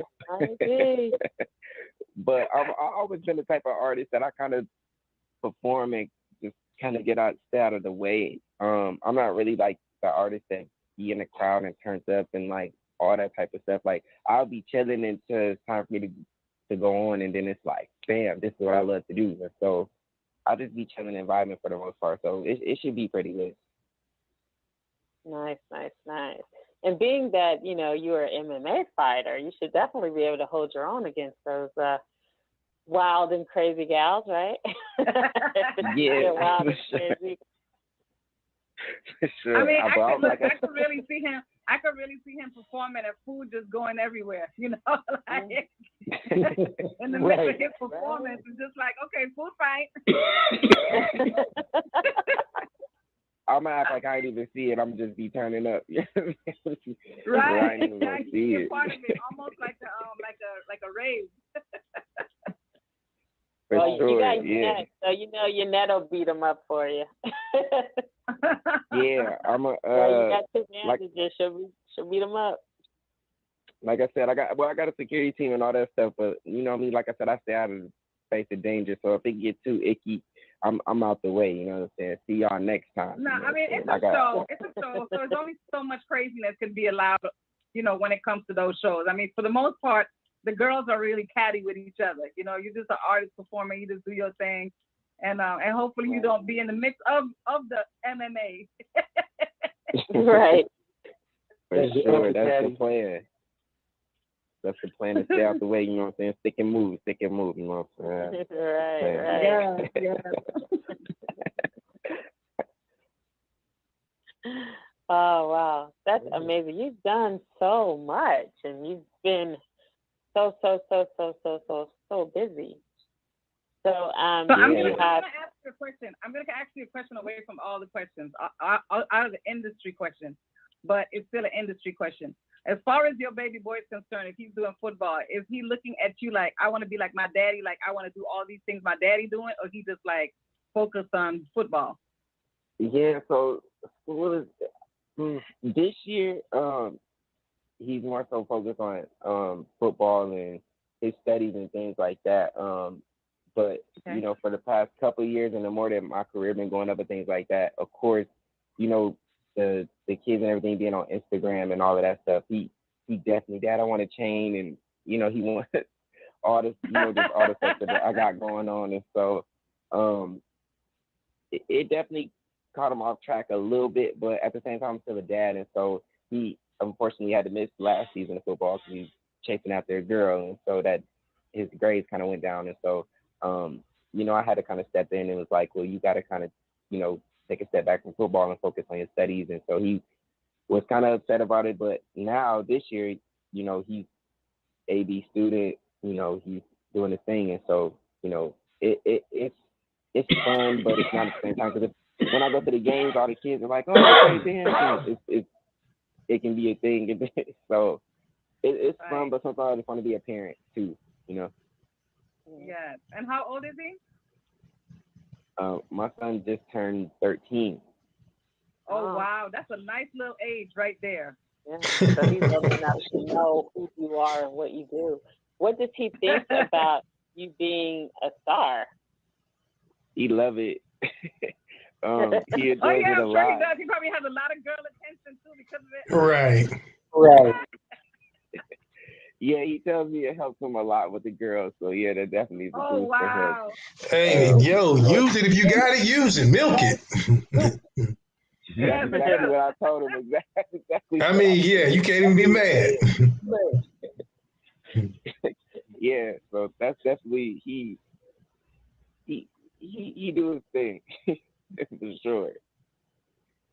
Now, is he into music as well, or no? He's just a lover boy, just like his little sporting, his little football, and that's that. He's trying to do a little something. He's always like, Dad, I got a song. And I just be like, dude, focus on football, you know. So, he's a professional football player. He's so 13. You know what that means? 13, if that's 13, that's going into that little puberty. He's going to be writing a poem, and next thing you know, he's going to be right there behind your heel. Yeah, but he's an exceptional football player, so I really hope he sticks with that, and you know, he keeps going with that. He really does his thing when it comes to the field. So he got a vision, you know, that most kids don't have. So I think Wayne, you know what I'm saying? Love it. But all the best with that, because it's not easy raising boys today, you know?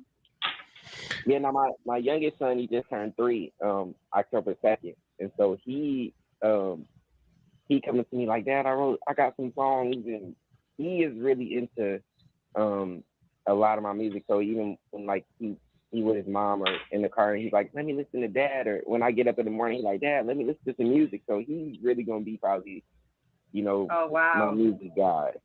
So. Oh wow! At 3 already, at 3 years old, he knows. I mean, man. I mean, at 3, he's in school already. He can drive his power wheel. He knows his name, his ABC. He's an impressive little dude. You know, that's the one you got to watch out for. Yeah, that's the one that's going air quotes borrow the car. It's either he's going 100 miles an hour. Because he's getting out of the way for another one. I'm just saying, I ain't putting it out there. I don't want to put that on you. Or he's going 100 miles an hour because he's just really going to be real fast. I'm like, well, shit, he waited 10 years in between, kids. Me, damn, what you want this man to do? 13 and 3? Well, I've been having him watching. I said I wasn't putting it out there. I said that. I've been having him watching, like, go-kart racing and things like that, because I think I'm let him be my little racer. You know, he really enjoys driving. He got a car for in the house. He got a tractor for, you know, my land and all that stuff. And he got a car for every situation. You know what I'm saying? Wow. I think he's gonna be a driver. I'm gonna need you to prepare to pay them tickets. Man, look. He gonna be prepared to get a job, you know. There you go. Yeah. He's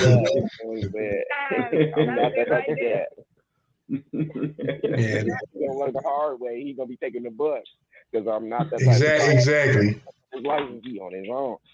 Dad pays for dad's situations. That's what's up. $5 Fridays. You make sure you get all the garbage to the door.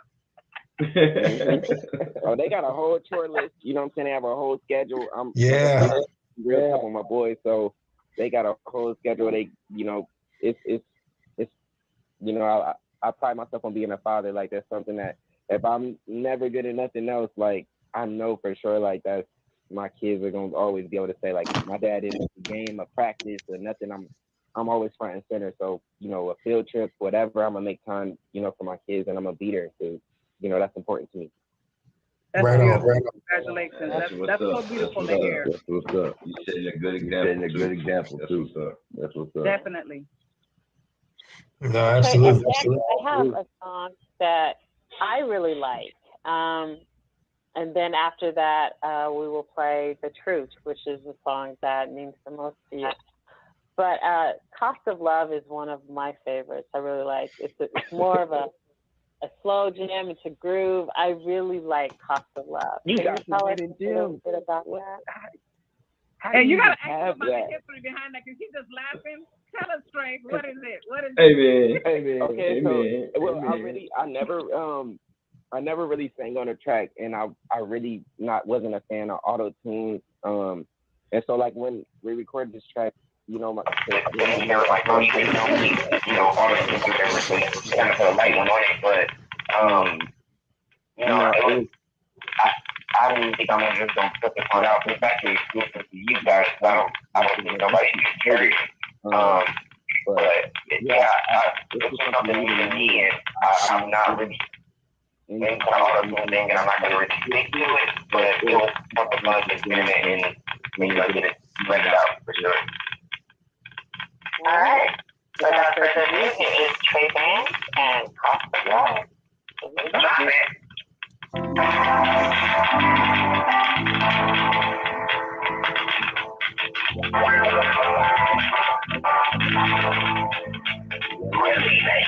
Misunderstood about this love, you say love don't complicate. So I thought you personal love. I gave my heart to a bitch that I didn't want to let on. Because I didn't give a fuck love. And I don't understand that shit because it's all I want. But then I found out you can personal love. That shit is just good and I think it's true. That's what I always do. Personal love. There are the odds of someone that you never knew when you don't know the thing you want to see in your mind. Let alone feel like those things that you have people all around you in your mind. In this world, it's a real world game. And love don't mean nothing if you ain't got no name. Or GPS time is hanging from your chain. Even if that's not that early for the game, it's shit crazy out here. That love shit for me. Only time they show love is when they see what you do. Fire fake tattoos if it's what they come to see. I ain't never want that love, that's why all I got is me. Misunderstood about this love shit, they say I love don't complicate. Until I found out you can make love. I gave my heart to a bitch I didn't want to at all. Because I didn't get much love. I don't understand that shit because it's all I need. Until I found out you can make love. Until that shit will get too good and I think it's real. That's what I always get my love. Until you live in the world. I feel it. You so cold. You ain't no way. So much minute. I can't let it go. That's why I ride to know you. In the grass, I got people telling on me. When we got to the bed, it's a lonely. They might let you with one second on me. I don't need love, I need you. My papa, I think I should have to make it break. Misunderstood about this love shit, and I love don't complicate. Until I found out you get no love. I gave my heart to a bitch that ain't want it at all. Because I didn't get much love. And I don't understand that shit because it's all I wanted. Until I found out you get no love. And that shit will get you killed and I think it's for real. That's what it is. All right, I really like that one, Trey. I mean, it's such a groove. It's such a groove. I really like that. Shout out to Sway. My boy Sway was first, and I was second on that track. So yeah, shout out to Sway, and he produced it as well. So that was just phenomenal. I really, really like that one. So coming up next is a song that means the most to you, and here is "The Truth" by Trey Vance. Here we go. Hey, let's get it. Swerve, Trey Vance, Joy of Belly, Sway, we're in the North, we in album mode, you feel me? I had to get up, go get it, stay focused cause we on the mission, started the shit in the kitchen, told them come on they and listen, I show you love how you switch it, business and love you can't mix it, money and power and friendship, you niggas is fake, I can't stand it, I had to get up, go get it, stay focused cause we on the mission, started the shit in the kitchen, told them come on they and listen, I show you love how you switch it, business and love you can't mix it, money and power and friendship, you niggas is fake, I can't stand it, I showed you love and you made your move. Family is strict, nigga, you had to choose. Did it for me, bitch, I did it for you. All that money I spent, you don't have a clue. I traded in you, now I look like a fool. They told me to drop you, I should've went through. Ain't too deep, he had too much to lose. When I saw that pitch, couldn't believe it was you. I would've wrote for you, should've told me the truth. Hurt the whole family, you hurt me too. Don't hit my line, nigga, ain't shit cool. I gave you loyalty, you broke the rules. Let the whole clip go, you should've died in the pool. I ain't let shit go to the barrel in the tube. My sad face, so you shouldn't have fucked with a goon, bitch. RP, nigga, I'ma see your ass soon. Bitch, had to get up, go get it. Stay focused cause we on the mission. Started this shit in the kitchen. Told them come on they and listen. I show you love how you switch it. Business and love you can't mix it. Money and power and friendship. You niggas is fake, I can't stand it. I had to get up, go get it. Stay focused cause we on the mission. Started this shit in the kitchen. Told them come on they and listen. I show you love how you switch it.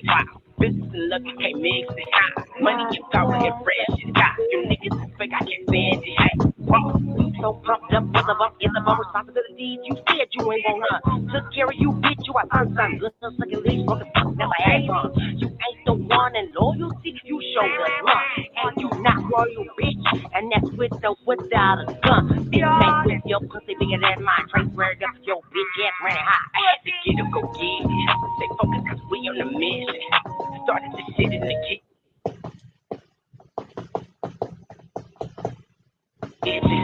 Business and love, you can't mix it. Money and power and friendship. You niggas is fake, I can't stand it. I had to get it, go get it. Stay focused cause we on the mission. Started this shit in the kitchen. Told them come on there and listen. I show you love how you switch it.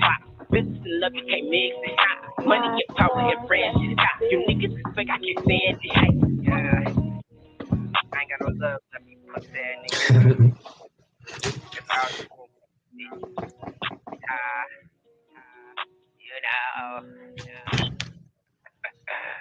It's war now, bitch. No, Ro. All right. Nice. I like that. I really like the production of that track right there. Thank you. Nah, you know what I've been noticing about all your music, man, is it all has music behind it. So it makes it, I mean, it's just really easy to listen to regardless of, you know, whether the lyrics are upbeat or slowed down or whatever. I'm finding that this is easy to listen to. And I'll be honest with, you know, our particular demographic, we don't say that a lot about rap in and of itself. So, I mean, I just want you to know that's a huge thing, man. The fact that you have music that's, we can listen to it, you know, yeah, you've got something to say, but like Mimi said, you got a seductive tone on this one, and on the other ones, there's always something catchy. So you put together a heck of a team with your producers and beat makers and all of that. I mean, you definitely have a heck of a product here. So do your thing, man. Keep doing what you're doing. Mm-hmm. I appreciate that. Thank you. All right, Yeah, so and next listening up, to, and I don't know if we're gonna listen to anything Move else. around. I mean, we're gonna listen to you now. Now you're a part of the family, so we're gonna follow you more than we've already followed you. So, you know, all eyes on you. Just FYI, moving forward. Yeah. Not that. TV already knows everything, man. So. Right. So. Okay, I've got a couple of more. More. So next up, we've got Try Me. You got all the exclusive tracks. Like, this is all the new stuff that's going to be dropping soon. So this is kind of lit that, you know, you guys get to hear the new stuff I've been working on. There it is. There it is. All right, so here's Try Me. Try it in. Stop, boy.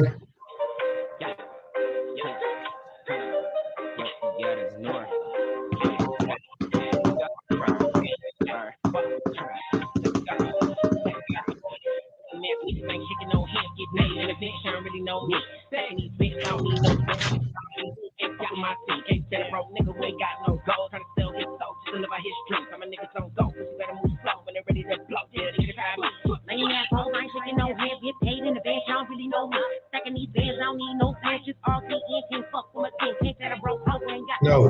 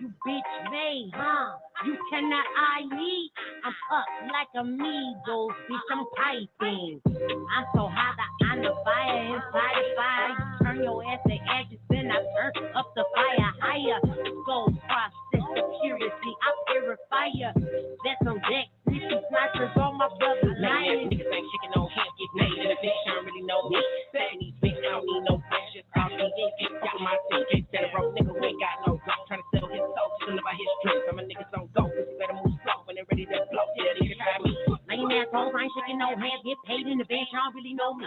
Stacking these bands, I don't need no friends, just RTN, can't fuck with my team, can't stand a broke hoe, ain't got no ghost, trying to sell her soul just to live her dream. I'm a bro, so go, but you better move slow when they're ready to blow. Here, bitch, try me. Ooh, I love that flow. Oh my gosh, that was awesome. Thank you. Yeah, shout out to Girl Belly. That's my sister, my artist. So she always bringing that heat with me. I mean, I love writing hooks, so that's like what I really like try to pride myself on, and so right. I like that's definitely a fun track for sure. Man, well, for our last and final track for tonight, and I know the distance for the haters. So this is Don't Like This. Oh, this Don't Like This. Okay, this is my whole team. So shout out to the whole camp on Don't Like This. This is the whole camp. Everybody right here at the North. Shout out to the gang. This is Slay, Back, Sunny, Great Man, Joy Valley. Yeah, from everybody. Nice. All right, here we go. Don't Like Us. Here we go. Stay banned. Yeah, Pete. RTN. Hey, Sway, get that nigga. Heard you don't like me, well, bitch, come and fight. We hit his ass from distance 9, knock him out at night. Ballin' so hard, that's why the feds wanna indict me. But bitch, don't get no money, petty pussy, don't excite me. Heard you don't like me, well, bitch, come and fight. We hit his ass from distance 9, knock him out at night. Ballin' so hard, that's why the feds wanna indict me. But bitch, don't get no money, petty pussy, don't excite me. Bitch, pussy power popping in and popping up, popping out and popping up. I'll pop your head at any cost. Broke bitch, cost, pet. You not a boss, straight, sunny, back, city, your day. Petty pussy, don't excite me, step your game up. You wanna fuck for free when you should get your chain for it. These petty pussy niggas tripping, blow his brains for it. Keep a blicky with an extension, but it got his name. You don't like me, but bitch, come and fight. We hit his ass from distance 9, knock him out at night. Ballin' so hard, that's why the feds wanna indict me. But bitch, don't get no money, petty pussy, don't excite me. Heard you don't like me, but bitch, come and fight. So hit his ass from distance 9, knock him out at night. Ballin' so hard, that's why the feds wanna indict me. But bitch, don't get no money, petty pussy, don't excite me. Bitch, you don't want the pounds when it's love is a gang. Talking shit, better stay in your lane. You're working your lips like a girl in the band. I'll never be you, cause we ain't the same. Flexing on the line just make you look a lame. I'm a killer at night and a robot on the stage. But I'm still getting paid and they ask me who's just a bitch in the wind. I swear to God, you remember me on the 99. I wish I would do the time. One phone, come home in a couple hours. Never by myself, boy, till the north, bitch. I'm always with the gang, stronger than any nigga in your song. Salute me, don't touch me. That's the fuse that's gonna blow me. Fire, dog sticking and on the move. Wolf pack, they move as a group. Use as a group. You don't like me, but bitch, come and fight. We hit his ass from distance 9, knock him out at night. Ballin' so hard, that's why the feds wanna indict me. But bitch, don't get no money, petty pussy, don't excite me. Heard you don't like me, but bitch, come and fight. We hit his ass from distance 9, knock him out at night. Ballin' so hard, that's why the feds wanna indict me. But bitch, don't get no money, petty pussy, don't excite me. Bitch.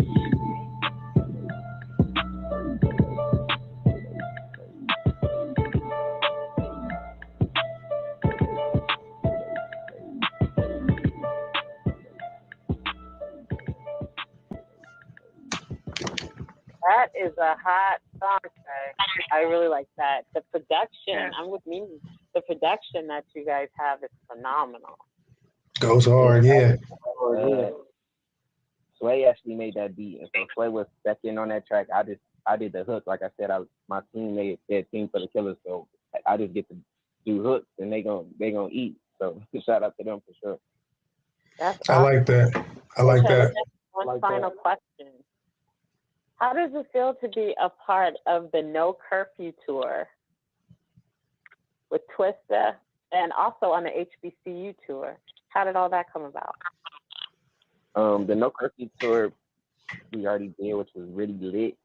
It was great. And so, like, you know, anything she asked me how it really came about at this point, it's the hardest record manager in the game. Connect. She just, like I said, really believed in me from day one. And so, you know, she just put me on and pushing me to everything. And so, you know, before I met her, I was kind of on the move and doing different shows and going to different cities, but never was on tour and doing all these things. You know, when I met her, she was just like, what's your plan? And I was like, well, I need to be on the road more and be on tour. And so she took that like to heart or something, because I ain't stopped.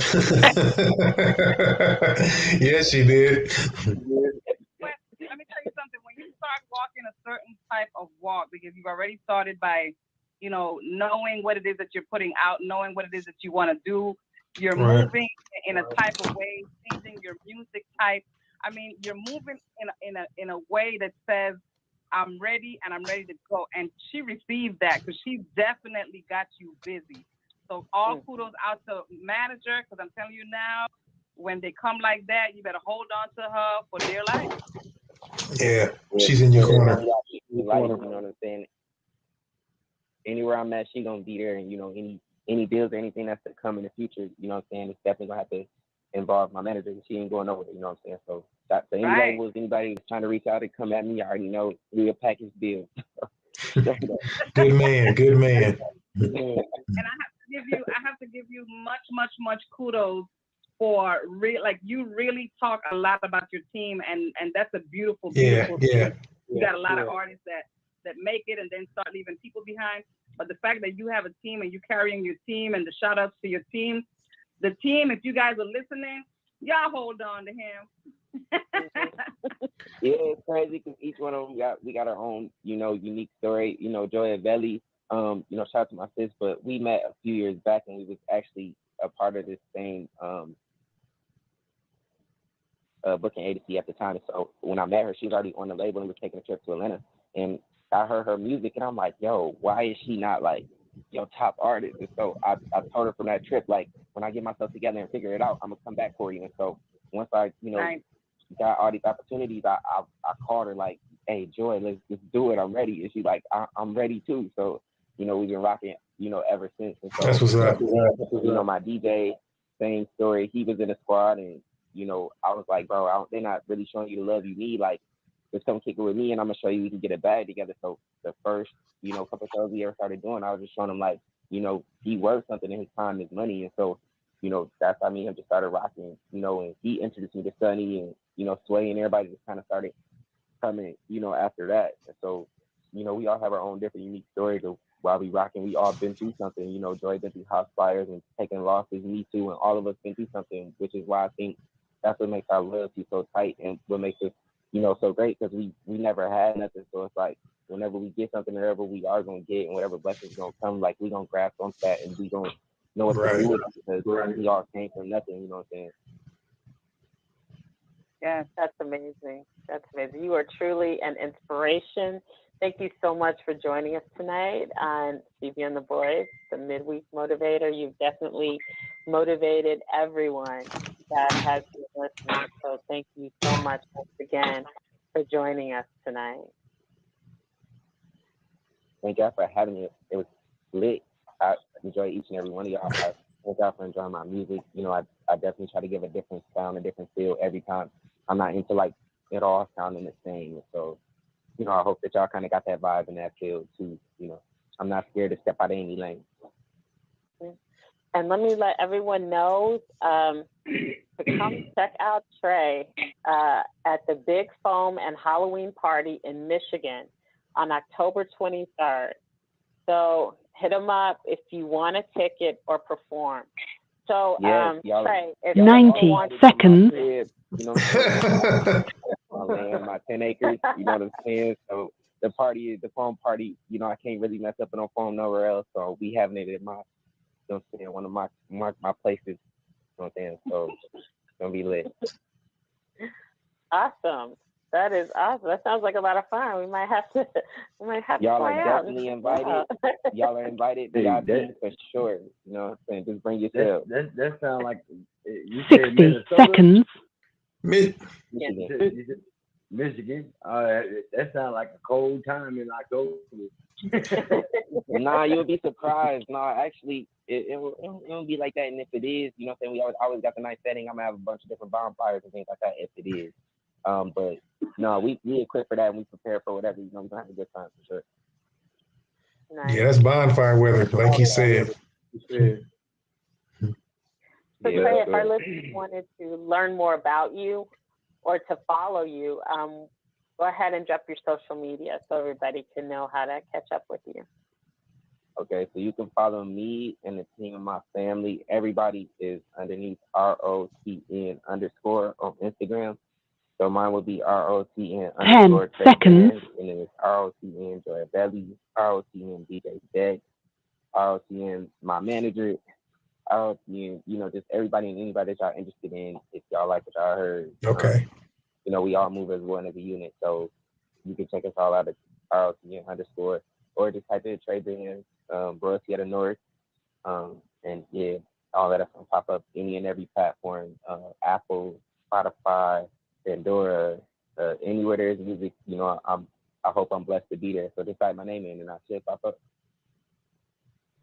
Awesome. Right on. Again, thank you once again. Thank you so much. Yeah, thank you guys. Hopefully we'll see you in April on the boat. I'm all with the boat for sure. Manager, you heard that. You heard it here first, folks. We own a lot of months in advance. George like a dope dealer. Come on, get some of this boat, dog. Come on, get some of this boat. You know you want this boat. It'll be good. Can I bring my fishing rod? Because, hey, we can get it in. We can go hard. Maybe from the Haitian shore. They got some real fishing rods. When we stop in Haiti, they're gonna have them real fishing rods. You want them great big ones. We're gonna have to do something there for sure. Put it on our itinerary. All right. Have a fish and have some beer for sure. My man. My man. All right. So once y'all have a good one, man. Thank we you. appreciate you, brother. Keep doing you. And you'll have to definitely, call us again for sure. For sure. All right, thank you. Try to call it in morning. This is one guys going to speak to the artist meetings. I got to go. My rock and back to go party out. So I'll follow it. Absolutely. Yeah. Yeah, definitely follow us again. We're family now. We have an open invitation to call it really funny.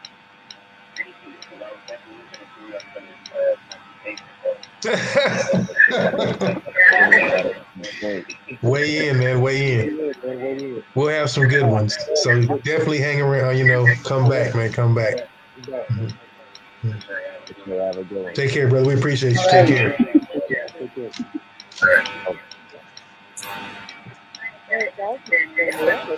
It's still real fun, but for those of you that are listening to us on Apple Radio, also radio and Apple Podcast, your time is fine. So everyone go ahead and say your goodbye, and I will. You will pull the plug. Right. It's like, you guys do now, and then I'll bring up the rear. That's what I was trying to say, but yeah. Well, one love shout out to everybody. Thank you guys for tuning in. And see y'all next time. Take care of yourselves. Everybody be cool. Love one another. Love yourself. I'm out. Love one another. Love yourself. I'm out. In the words of the famous Don Cornelius.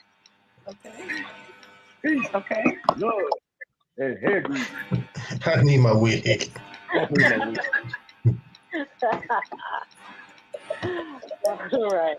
right. Well, thank you guys so much for rocking out with us tonight. Those of you that are watching us on Facebook and YouTube, definitely stick around for the after show. We've got some institutions to talk about. We definitely want to lean on our topic, and we also want to address that this is, as I mentioned earlier, National Domestic Violence Month. So if you or anyone you know is in trouble, give them a call at National Domestic Violence Hotline at 1-800-799-7233. Again, that's 1-800-799-7233. Or if you want to get involved and you are in crisis, and the only way you can reach them is online, then definitely go to www.thehotline.org. Again, that's www.thehotline.org.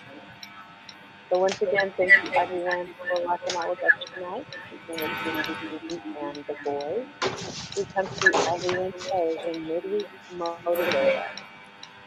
So remember, you can be anything in this world as long as you work hard and believe in yourself. Remember, true love starts with believing in yourself. If you don't believe in yourself, and if you don't love yourself, then how can you expect someone else to love you or you to have the opportunity to love someone else? So remember, believe in yourself, love yourself. And my favorite group definitely preaches that, encourages that, and that, of course, is you wonderful, beautiful, awesome.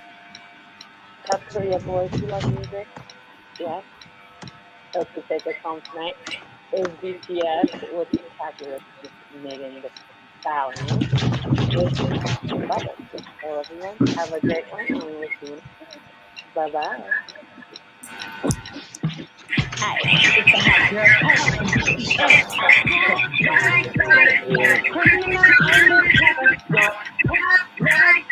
Breaking into your heart like that. Cool, yeah, yeah, I wanna show my mother. Hot like summer, yeah, make me get like that. Whoever it can be, I'll make you like this too. I got the gift to turn your soul.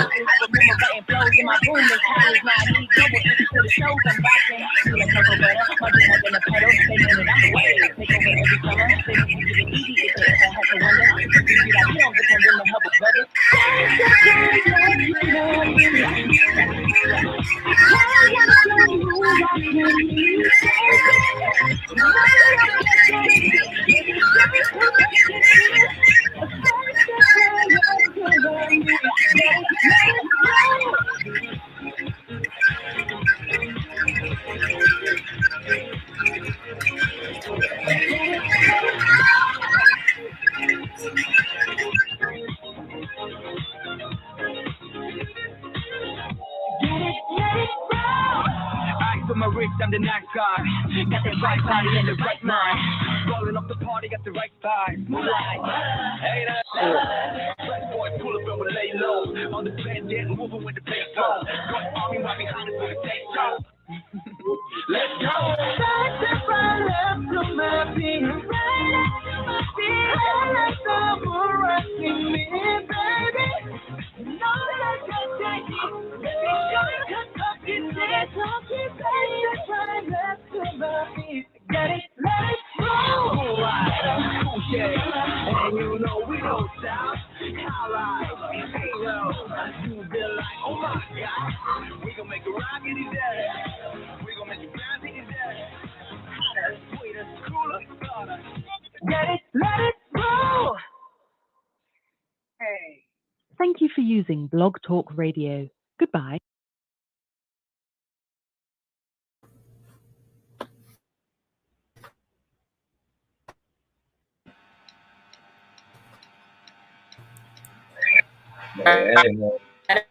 All right.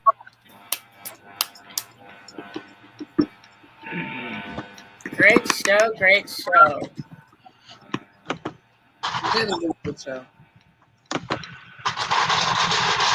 Good show, guys. Good show.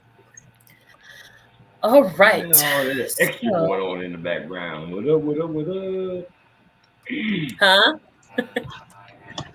I see who got all that extra going on in the background. I heard all kinds of stuff just now. Sound like somebody was shoveling snow. Shoveling snow.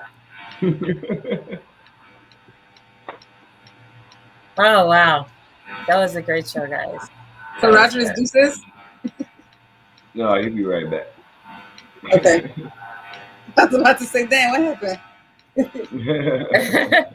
We always have a way of disappearing when it comes time to the after show. I'm just saying. You had to take a pause for the calls. Yeah. Right. Sometimes you gotta do that. At one point, it sounded like Roger done dropped all the dishes in the kitchen. I know, right? And you can tell because it looked like he was trying to stop it from happening. Like, oh. I'm like, damn, Roger. It's all good. Yeah, that went very smoothly. Good show. That was a all right, great so, show. Oh yeah, I'm gonna have to. I gotta say that's definitely gonna be a feature one. I liked him. I liked him more than I thought I would. You know, he got his head on straight, doing his thing. You sound a little far. Unlike Roger, our crooked head.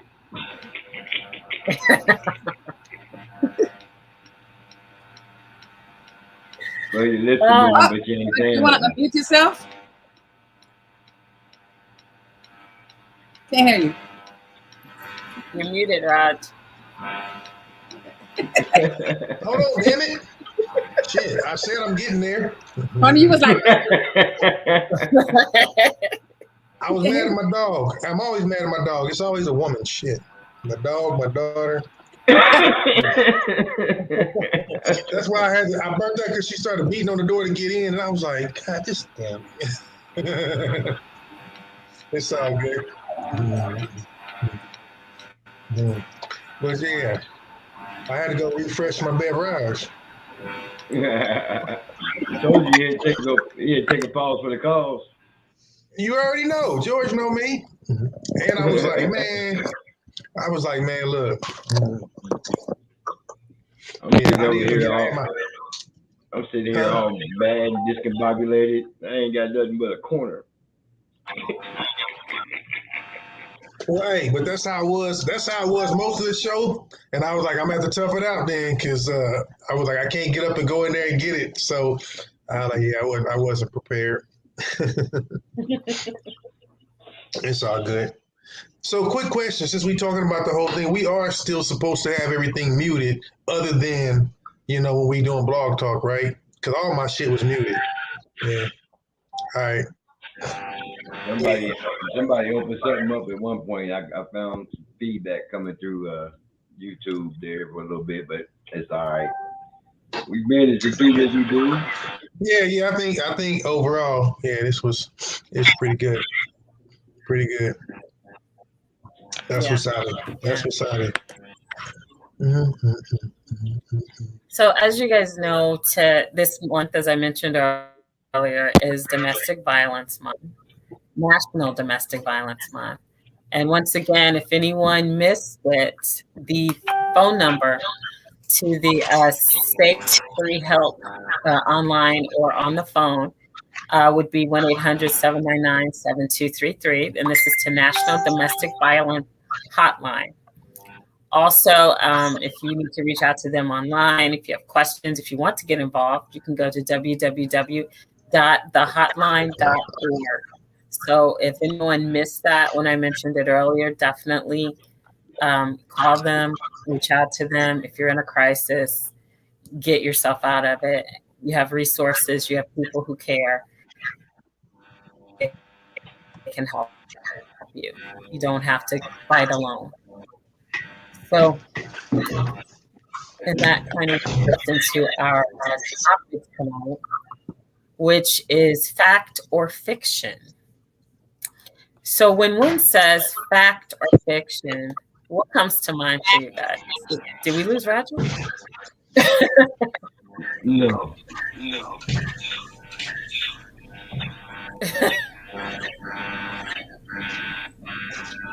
So be more elaborate. I'll be back. Huh? Be more elaborate. Like I can't hear you. What is that? I said be more elaborate. more elaborate on fact or fiction. It's either real or it's not. And many people live in a fantasy world, whereas they know what's real, they know what's fact, but they tend to lean towards the fiction of being with someone, hoping that they're going to change that person.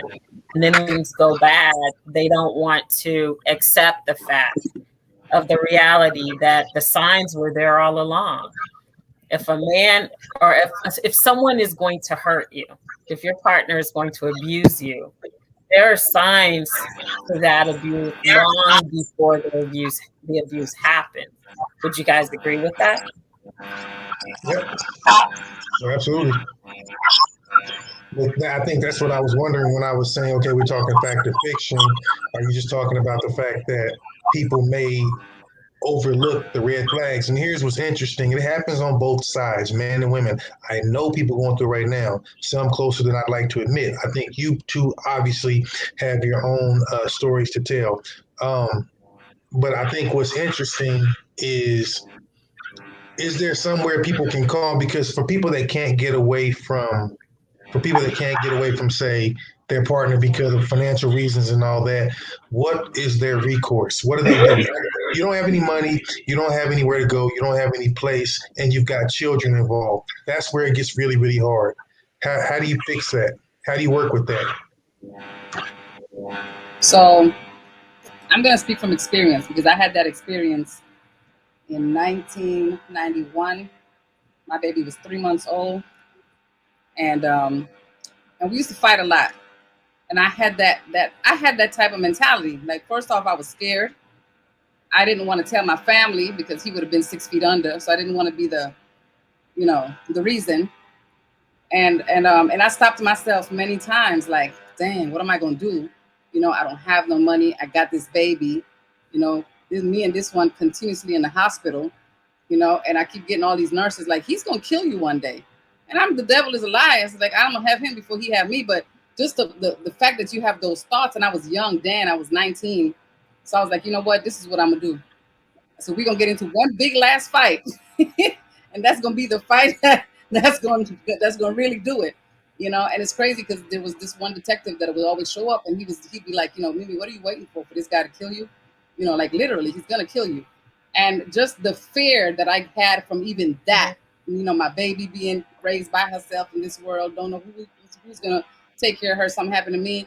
Or, he just does like a lot of like some of these men do, and kill everybody, kill themselves, kill me, kill the child, and I just took the leap of faith, and I said, you know what, I'm out of here.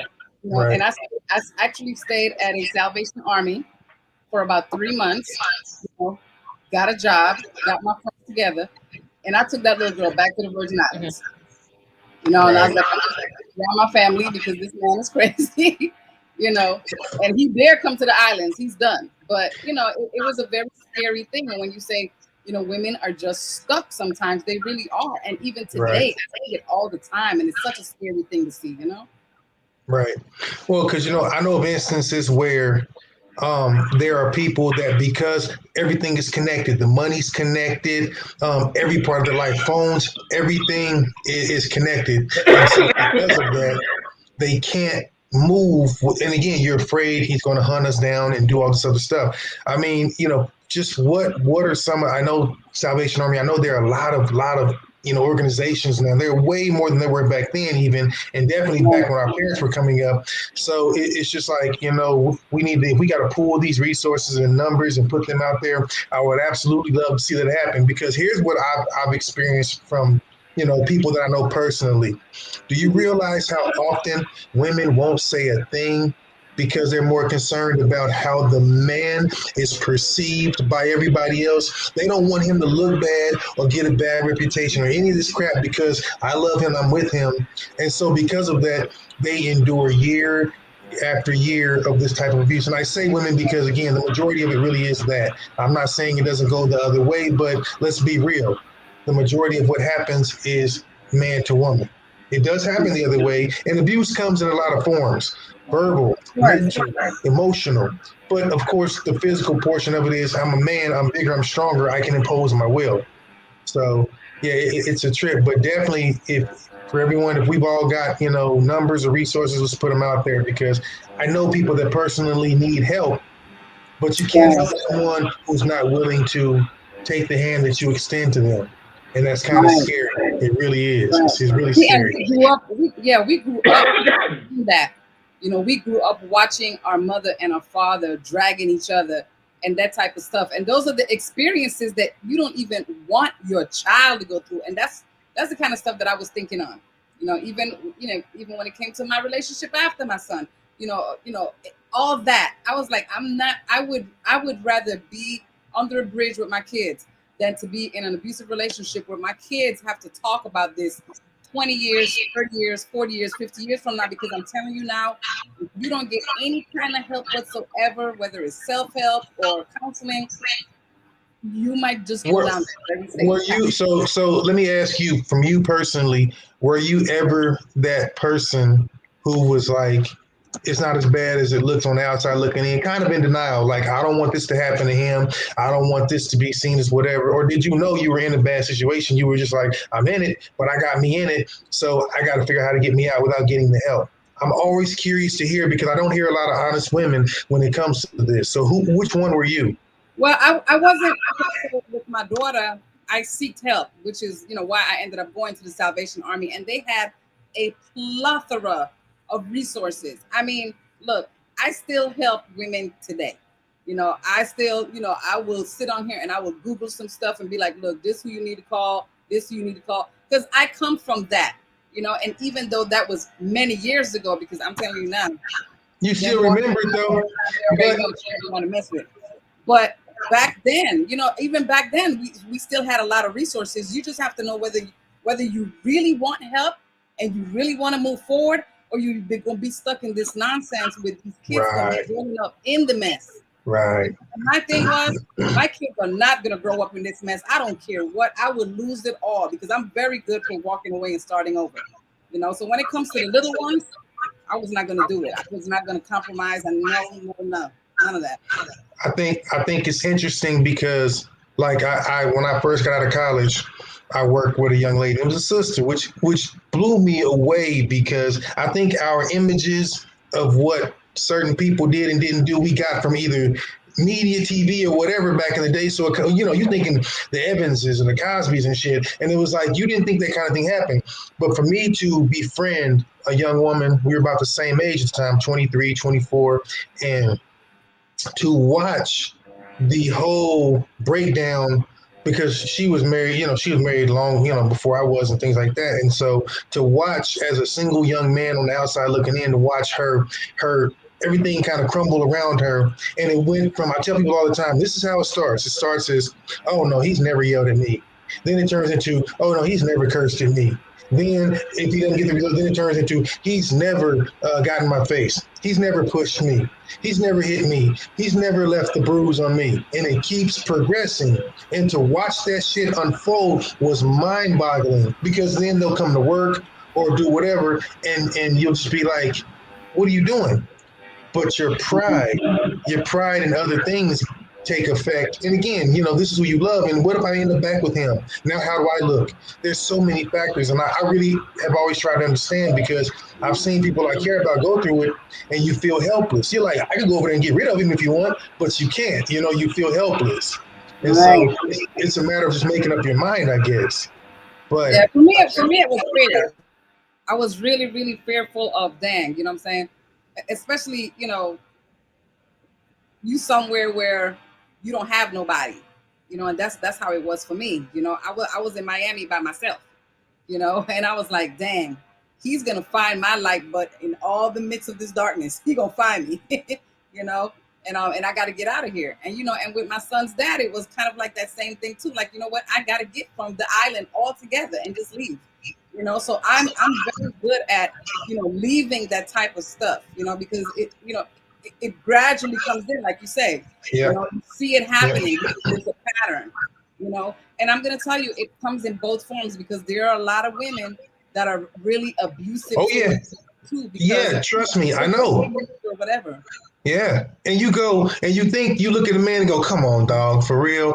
But it's not cut and dry like, oh, you're just walking in and she's, doing whatever. It's if you have a young man who's been raised to be chivalrous, or you have a young man who's been, who tries not to exert himself, and then all of a sudden he's forced into a position of defense. It happens both ways. I think so. I'll ask you this. Do you think that people tend to have a typeset?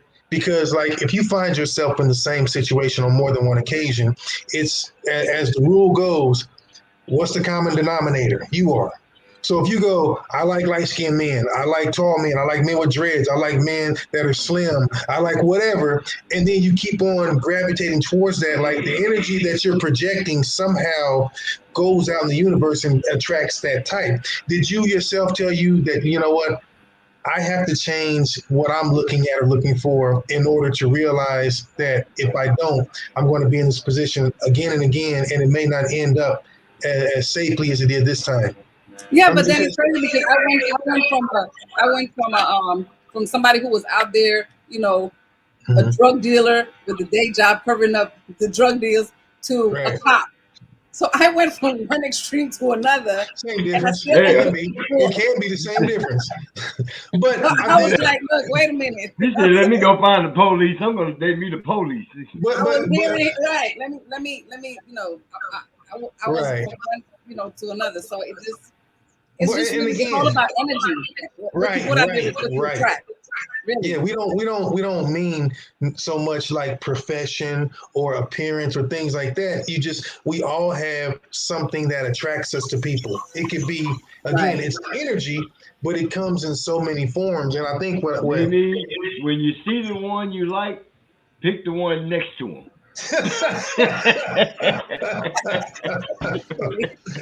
Damn. But I mean, it's just one of those. I think like you have to stop and say, okay, let me get my checklist out. What have I been doing? What have I been doing? So I'm always curious because I've not had enough I've had conversations with a few, but not enough people are willing to be honest, especially if they're going through it currently. Now, if they went through Raj, brokenness comes in all nationalities and religion, and it comes. So you can't. It's not so much about dodging it because there's so much brokenness happening in the world with men as well as women. So it's just really for me. Look, it's all about energy now. Yeah. No, I feel that. I think we all kind of play into that now. Everybody's kind of like, look, if I'm getting any kind of a weird vibe, or if I'm sitting around you and you're like your aura is emanating negative, it's like, like you said, all right, because you're not, your aura is not right. So I think we become more in tune with that, especially as we go along, because you've got the experience. Right. But I don't like it, And it takes people a very long time. You go through a lot of experiences in life to get to this point. And then it's like, okay, at my age now, I'm like, I really don't want to be bothered. Like, just leave me alone and let me just work and have my fun with life and go on a cruise and don't have to worry about whether somebody's going to get pushed into the ocean. Right. But, But it comes in a lot of different forms. I mean, I know someone, I have a good friend who's like that now. He's not been in physically abusive relationships, but he tends to gravitate. He'll admit that he's got mama issues, which, a lot of people have mommy or daddy issues. And he'll admit that, to me anyway, that, you know what, the things I'm looking for in women are maybe what I didn't get from my mom, from the love and the hugs and the things like that. Maybe she was working all the time. Maybe she and so he's trying to supplement that. You'll never find some woman that will replace that. You can find some woman who has her own version of love and healing power and things like that, but you can't get what you didn't get from your mother. There's never a substitution. And it took him a long time to realize it. And because of that, he's gone through a lot of painful relationships, but he dates the same type of person. They may look alike, they may not, but it's the type of person. Yeah. And I told him, what's the common denominator? And you're doing the same thing. But I think so much comes in the form of our security goes down, your confidence is shot. You shoot low. You don't shoot high. You aim low. Yeah. And when it doesn't work out, you feel butthurt, and it's a lot. I mean, it's amazing what you observe from Yeah. just right next to someone, seeing how people can really get dragged because of low self-esteem or missing out on whatever the interaction they missed out on from their parents and stuff like that. And I think a lot of women, unfortunately, because we the Papa was a Rolling Stone generation, so many of our ladies are looking for daddy in the wrong place. And see, Right. whenever I hear the whole, oh, I never dated guys my age or whatever. I mean, you got to learn to make some mistakes. But if you were 17 and all your boyfriends were 27, they're messed up. And I mean, yeah, we get the whole, you think you want something more mature, you're not ready. But I always feel like that's looking for like a daddy because something is missing. Just like guys, if you go for a woman who's a rescuer, that means you're looking for that because you need someone who's going to swoop in and fix all your stuff. But that wears itself thin. It wears itself really thin. And most of the time, women are like, all right, that was cool for the first 6 months. Now, what you got? Because that's not that's not what y'all want to do forever. You want to walk with somebody, but you don't want to add to your brood. You're like, fuck, I got kids, or I've already raised them. I don't want to start over. So it's interesting to me, but I really try to understand because I want to help the people that I've encountered. That really don't have any place to turn. It bothers me. Well, according to AskAnyDifference.com, if anyone wants to check it out, the difference between fact and fiction is that facts are the theories that can be proved in our real life, but fiction is the imaginary things created by our mind to entertain ourselves. Fiction, in other words, is the imaginary stories built up by the people. And, that is very true. I think sometimes too, when you're in a crisis, maybe you create some dream world to escape to because your reality is so horrific. And I think, some people could, fall into that category where they just check out for a few hours. Like everyone has their own oasis. Some place you can go like, oh, what did they call it in the past? Oh, your happy place. So, maybe they retreat to a happy place and they're not thinking rationally. They're not living in the here and now because, it's too painful. So it stands to reason. Why do you think someone would go back to that situation? Like, what makes them stay? Right. Comfort. I think if it's comfort, if it's something that you recognize, because people change throws people off. Like a lot of change messes with people.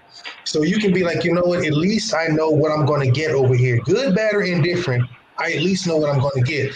Out there is the unknown. I'm not sure, and it could be worse. And you're right. I think in people's minds, they can somehow talk themselves into believing that, you know what, it'll be different this time. It'll be better this time.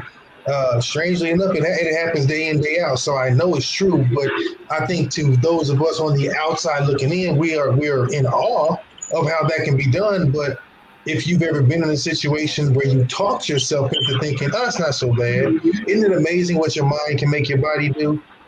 Just like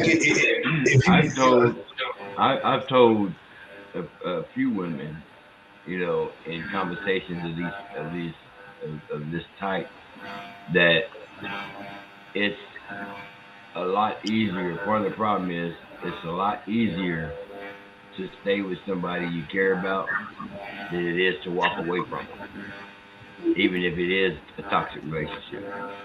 Yes. Even though it's a bad relationship, the feelings are still there. They created those before it got bad. Mm-hmm. So they don't just go away. You don't just get hit. Oh, he beat me. I don't like him no more. It doesn't work that way. It becomes love-hate. And it's a lot harder. It's a lot harder to walk away and start over than it is to just stay there and make up excuses. And that's the part that people in those situations have to understand, and they have to have the strength to walk away. Everybody's People are afraid to walk away. Yeah, but like I said, if you don't think about it, when the one person has all the finances or has access to everything. See, the one thing I've learned is when people do that, it's very strategic. I've watched someone I know get rocked to sleep when someone starts out by going, you know what? Don't, you ain't got to work. Don't worry about that. You know what? I'll take care of that. Or I want you to be home more. See, they're taking away your income and taking away your source of power. Then it turns into, yo, you should move out here. We should move here. They move you around, away from your support system. So we go across the country or we go to a different country. It's very strategic and it's very, very subtle. So that's where that, and it happens over and over and over again. You think, oh, fresh start, we're doing whatever, you know. It's like that. So I think it's a very gradual removal of all types of securities from the person. You know? And then they look up and they stuck. Y'all see me smiling while Roger talking. Let me just confess. George, shut up. Hey, I'm trying to keep a straight face. George over here, I'm laughing at this fool. He making fun of me. Doesn't matter. But to look at the damn chat. So I'm like, hey, see, this is shit y'all can't see.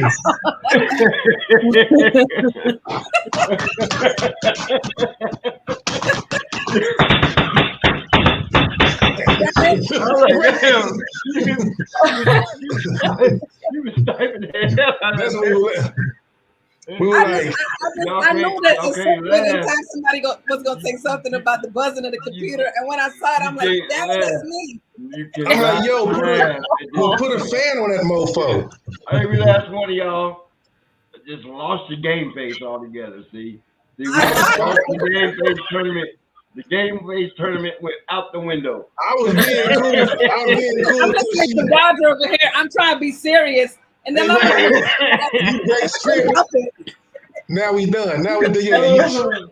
Yeah, she went off script and messed the shit up. Because it is idiot. My eyes off the damn chat. I'm like, damn, it's me, okay? It's me. And then he over there talking about, it's got to be my nails, all that tick, tick, tick, tick, tick. I'm like, damn it. Y'all know what I thought. I was like, listen. I'm like, I'm intrigued. You have my attention. Can we talk about it? When I first said something, Mimi read it and did everything in her power to not crack up. I was trying so I hard. said something about the batteries and the bees. Right, I was like, she almost busted out laughing, but she held it. Hey, but speaking of bees and vibrators, fun fact for you guys. You're welcome. No, listen. I'm real. Everybody's like, the fuck? No, listen. Do you realize that the ancient Egyptians, and I think they say Cleopatra may have been one of them, how they made vibrators was they hollowed out wood and they put holes in them and they put bees in them so that they would vibrate. And those were the first vibrators. And then look it up. Don't ask me how I know. Don't ask me. Just look it up. I'm right. just know that I know. I'm like, damn, Roger. I'm just thinking about bees in somewhere with holes inside of me. No. My question is, what? Wouldn't you do women? It was ancient Egypt, fool. What else did they have? It was ancient Egypt. like they had ceramic or something. Come on, cousin. I mean, you ain't gonna use a gold one, is you? A computer with this damn wine. Look, man, I don't know. I didn't have those things back then. What? Listen, you will never not know that again. You're welcome. Yeah, now you're gonna make me go do some damn research. And just I'm already on. Just text me and see. All you're gonna do is go, why? Just why does he know this? Why? That's what it's. Listen. I mean, the subject matter is real or fake, and you just went into some real shit. You're welcome. I'm just saying I'm intrigued by that kind of crap. It's just you can't miss it. Can't fake that one.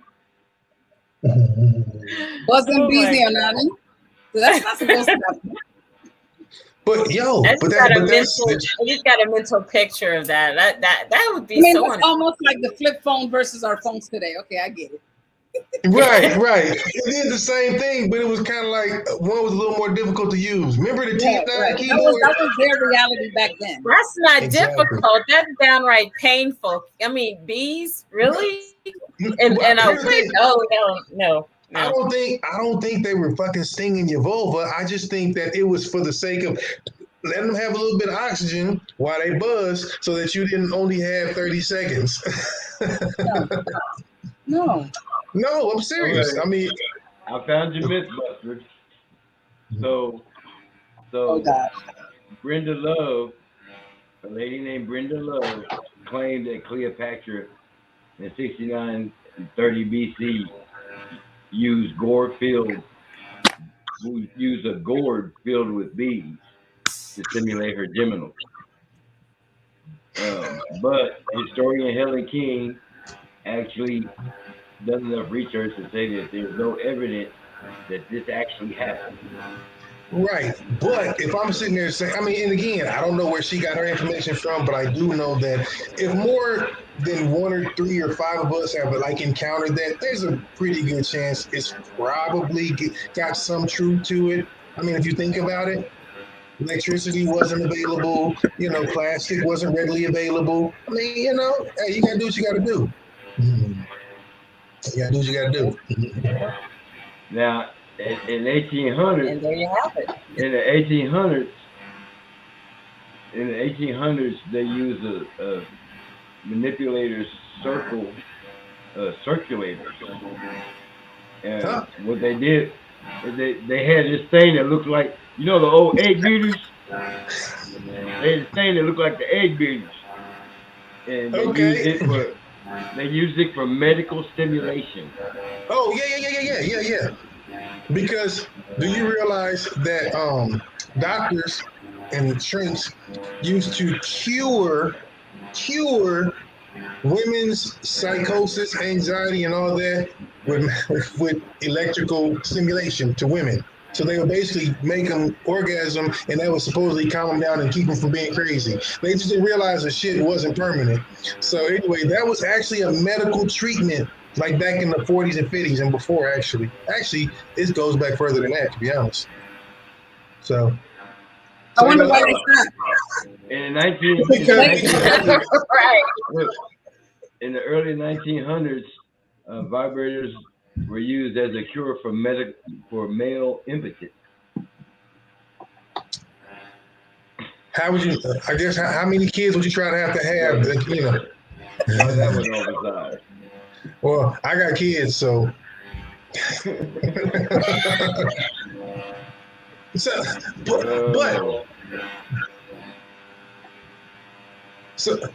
would you do? All this information is coming from HelloClue.com.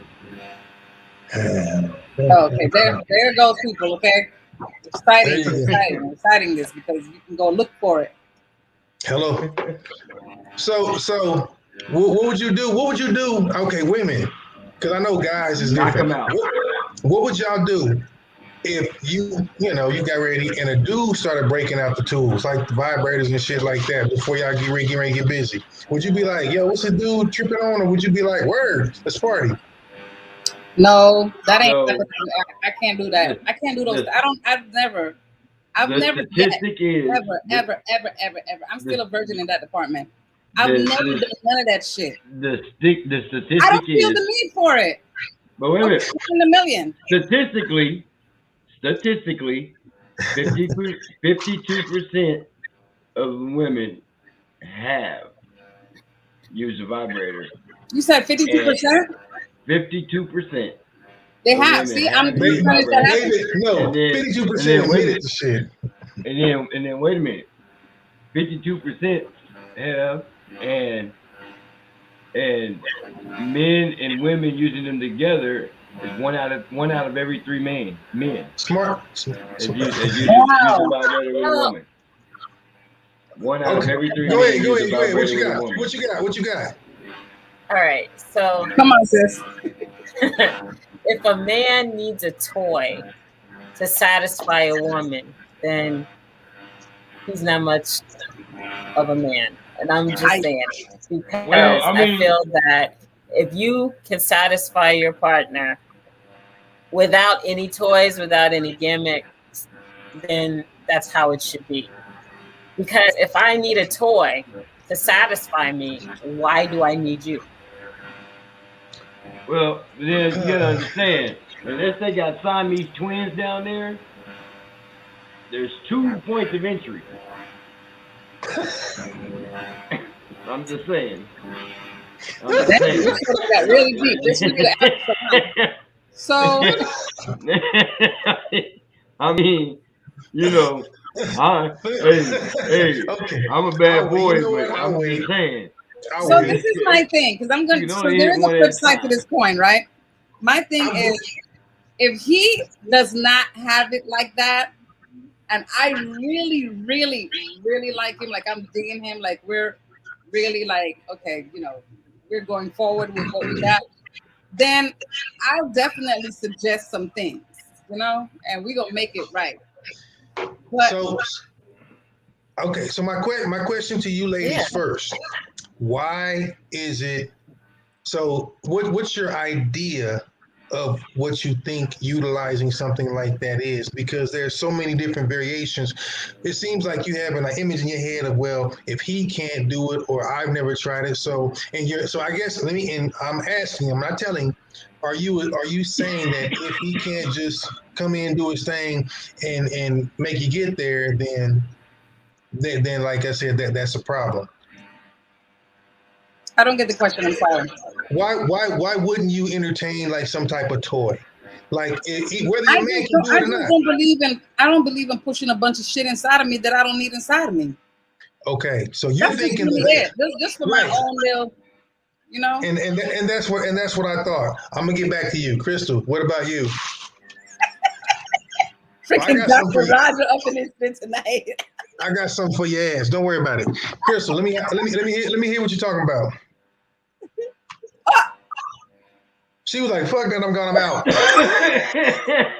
was like, "Hey, did she start turning red? Bring your ass back in here. Don't leave me out here by myself."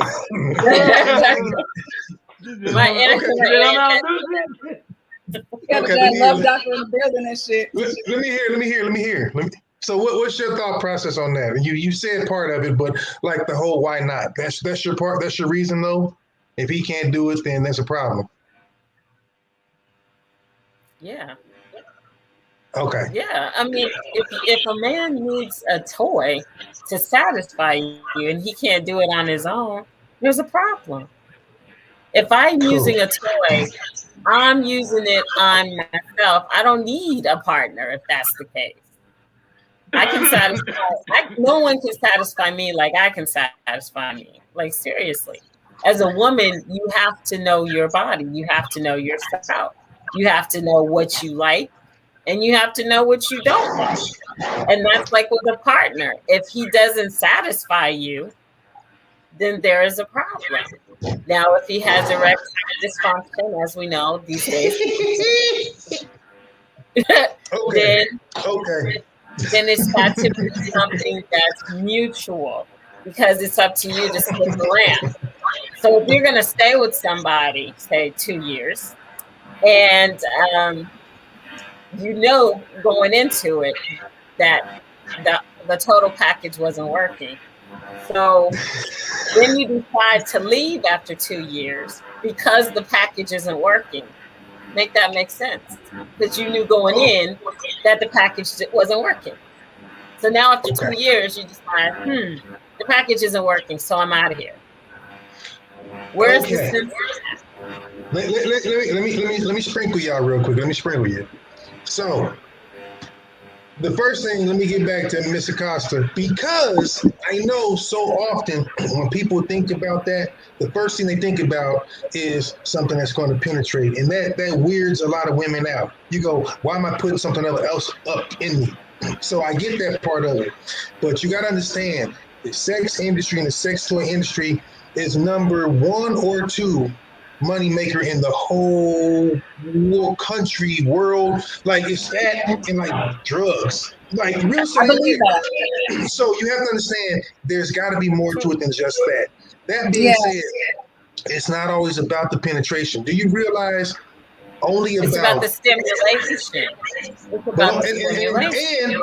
And only about 30% of women are able to have an orgasm with straight intercourse. They just can't do it. And it has nothing to do with the man or them. You can be stimulated a lot of different ways. Right.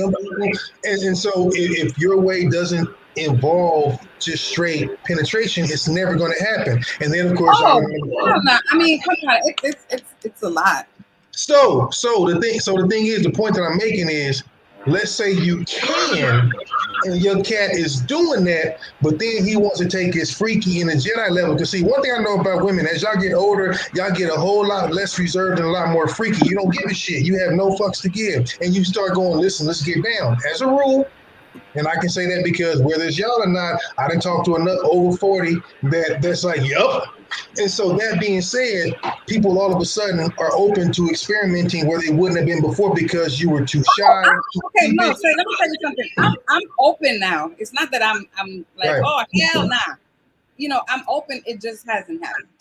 Agreed. And so the point is, if you don't really know, if you don't really know, then I promise you, you can't say whether you would or wouldn't because one thing is enough. I've never wait for it. Right. Either take a shit, George, or don't. Wait for it. This dude is slow tart.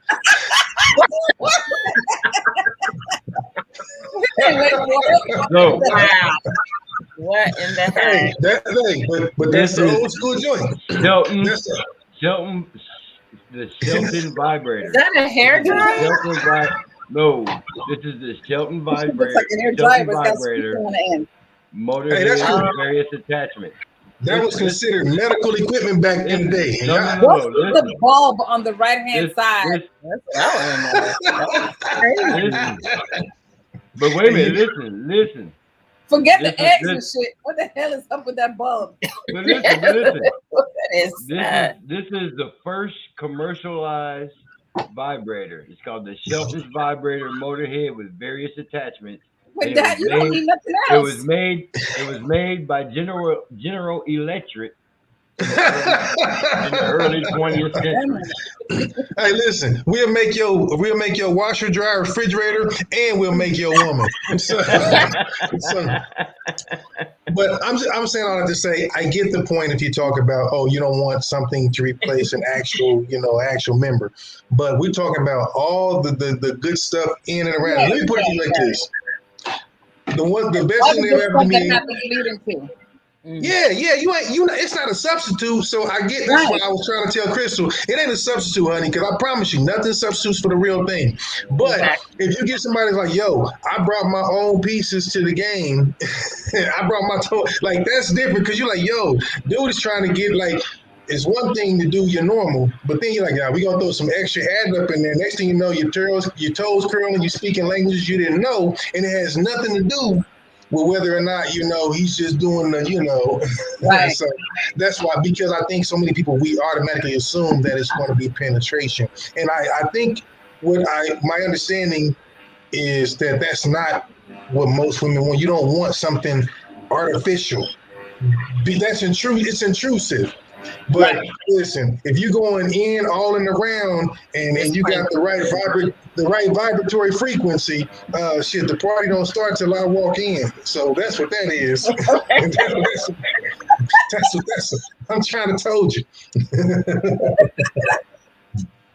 I'm just saying. My God. Hey, listen. I still can't get over the light bulb thingy. I'm sorry. Yeah, like you got that was a long in. time ago. So. But doesn't it look like those things that you put on your muscles that they like the reciprocating solid? It looks like that hair dryer. Right. It's multi-purpose. It's a multi-purpose. Hello. What? Oh, hell no. All of it. Yeah. George, shut up with that bullshit. Hell to the law. George, what the hell, man? Okay, yeah, now you're scaring me. Cooking up body parts with that. Give me that clip. Woo! Yeah, nah, that's a little bit much right there. Yeah, that. So you I wouldn't wear wouldn't remote even control panties? begin to know how to use that. That looks scary. That looks something like Leatherface would use in Chainsaw Massacre. Like, Yo, you took the words out of my mouth. That's some really like that's the kind of shit you see in a barn with a bunch of tools. Yeah, Leatherface's barn. All them damn things hanging off the roof and shit. You walk in there, that shit clink, clink, clink, clink. That looks like one of those. Listen, I would happily be the spokesperson for a vibrator company because I'd be like, listen, y'all ain't never, you mean you guys wouldn't wear remote control panties? You know, they got those. Like you can literally control the shit from across the country and just wait for her to go into a meeting and hit enter. And she'll be trying to talk and be like, so anyway, we had to, and then she just break down. Oh my gosh. George, hey, George about to get on the auction and try to get this shit. I see his wheels turning. He's excited. This shit all looks like cooking equipment. That looks like just like an old school microphone or something. It does. You're gonna be singing. All right. You're gonna be singing a whole new song. Hell no. Birth control, you only take 10 pills. Man. That's crazy. Wow. Well, stuff has evolved since then. Thank God. Thank God for real. Yeah, they use neon colors and ergonomic rubber. Yep, you got ergonomic fitting and all that shit. Don't ask no questions. I read. Goddammit, I read. That's all I'm gonna say. That ain't none of my business. Well, mine is blue. Mine is long and it's blue, and its name is Rock Vin Diesel. I named mine. See what I'm talking about. See, right there. Oh my God. George is done. I be feeling so bad for George, man. I feel so bad for him. You don't understand, but you're about to. Oh Lord. I feel so bad. Oh Lord, no. What the heck is that? Is that Things from the Addams Family? Is that Things' wife from the Addams Family? What in the hell? What is that? Does it say what it is? I think it makes your hand vibrate. It makes your hand vibrate. Yeah. This is how a cure became a female sexual icon. Oh my gosh. That doesn't look like a grenade, yo. I'm trying to tell y'all. Do you pop that top off and that shit go boof. Hell no. It looks like it's ready to shoot into space. Hell no. It's ready for launch. You gotta see this. Look how far we've come, though. You can get one that you can attach to one of your fingers now. It's a little vibrator to one of your fingers. We've come so far. And that's where it came from. I know. Yeah. You can attach it to your finger, and that's okay. We're talking about that. We're talking about that on air. It was New Orleans. Don't worry about it. Try this on the side. So, I'm sure you've all heard of the sex machines. Want to see the first one? Bam! You so right. You so right. What in the hell are these things? Nah. Hey, you won't be complaining about getting tired. Wow.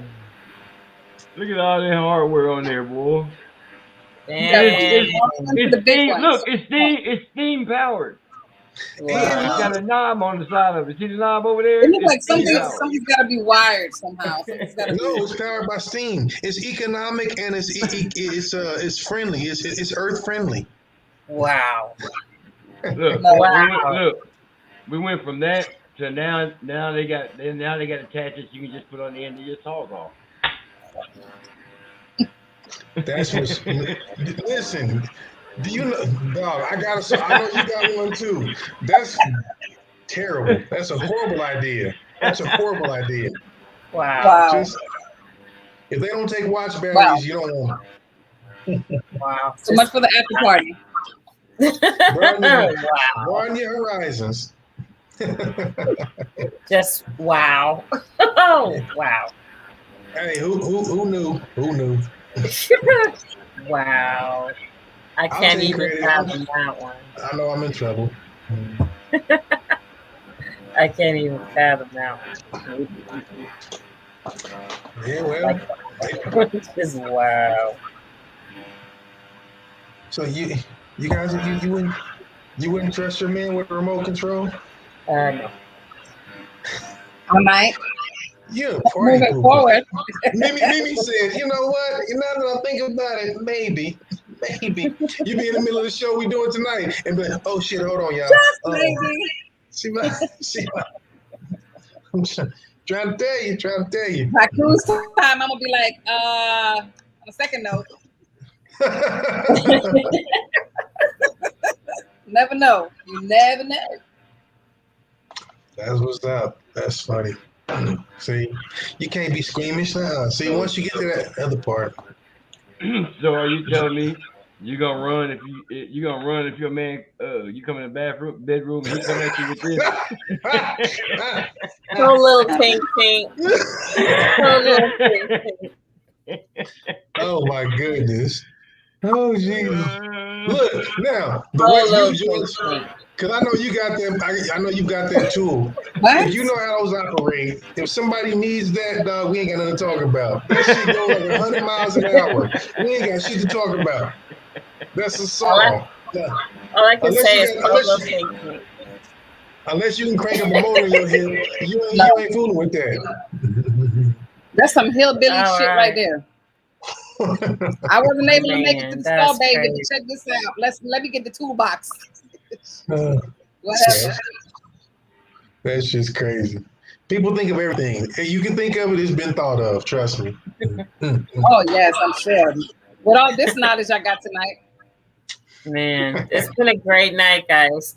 Everybody, thank you so much for rocking out with us tonight. And thank you for joining us for the after show, our quick 60 minutes of fun. Don't judge we'll me. be back next week for more. So you guys say goodnight to our listeners and our watchers and our viewers. Don't judge me or do whatever. I just got one for the road, and I'm just going to set this right here. Jesus. Take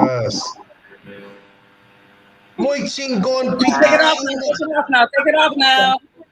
George, really? Wow. You can wait to end the show. Gosh. Take his computer away from him. See, right there. There's always one kid in class that just got to do the most. It's always George and punishment.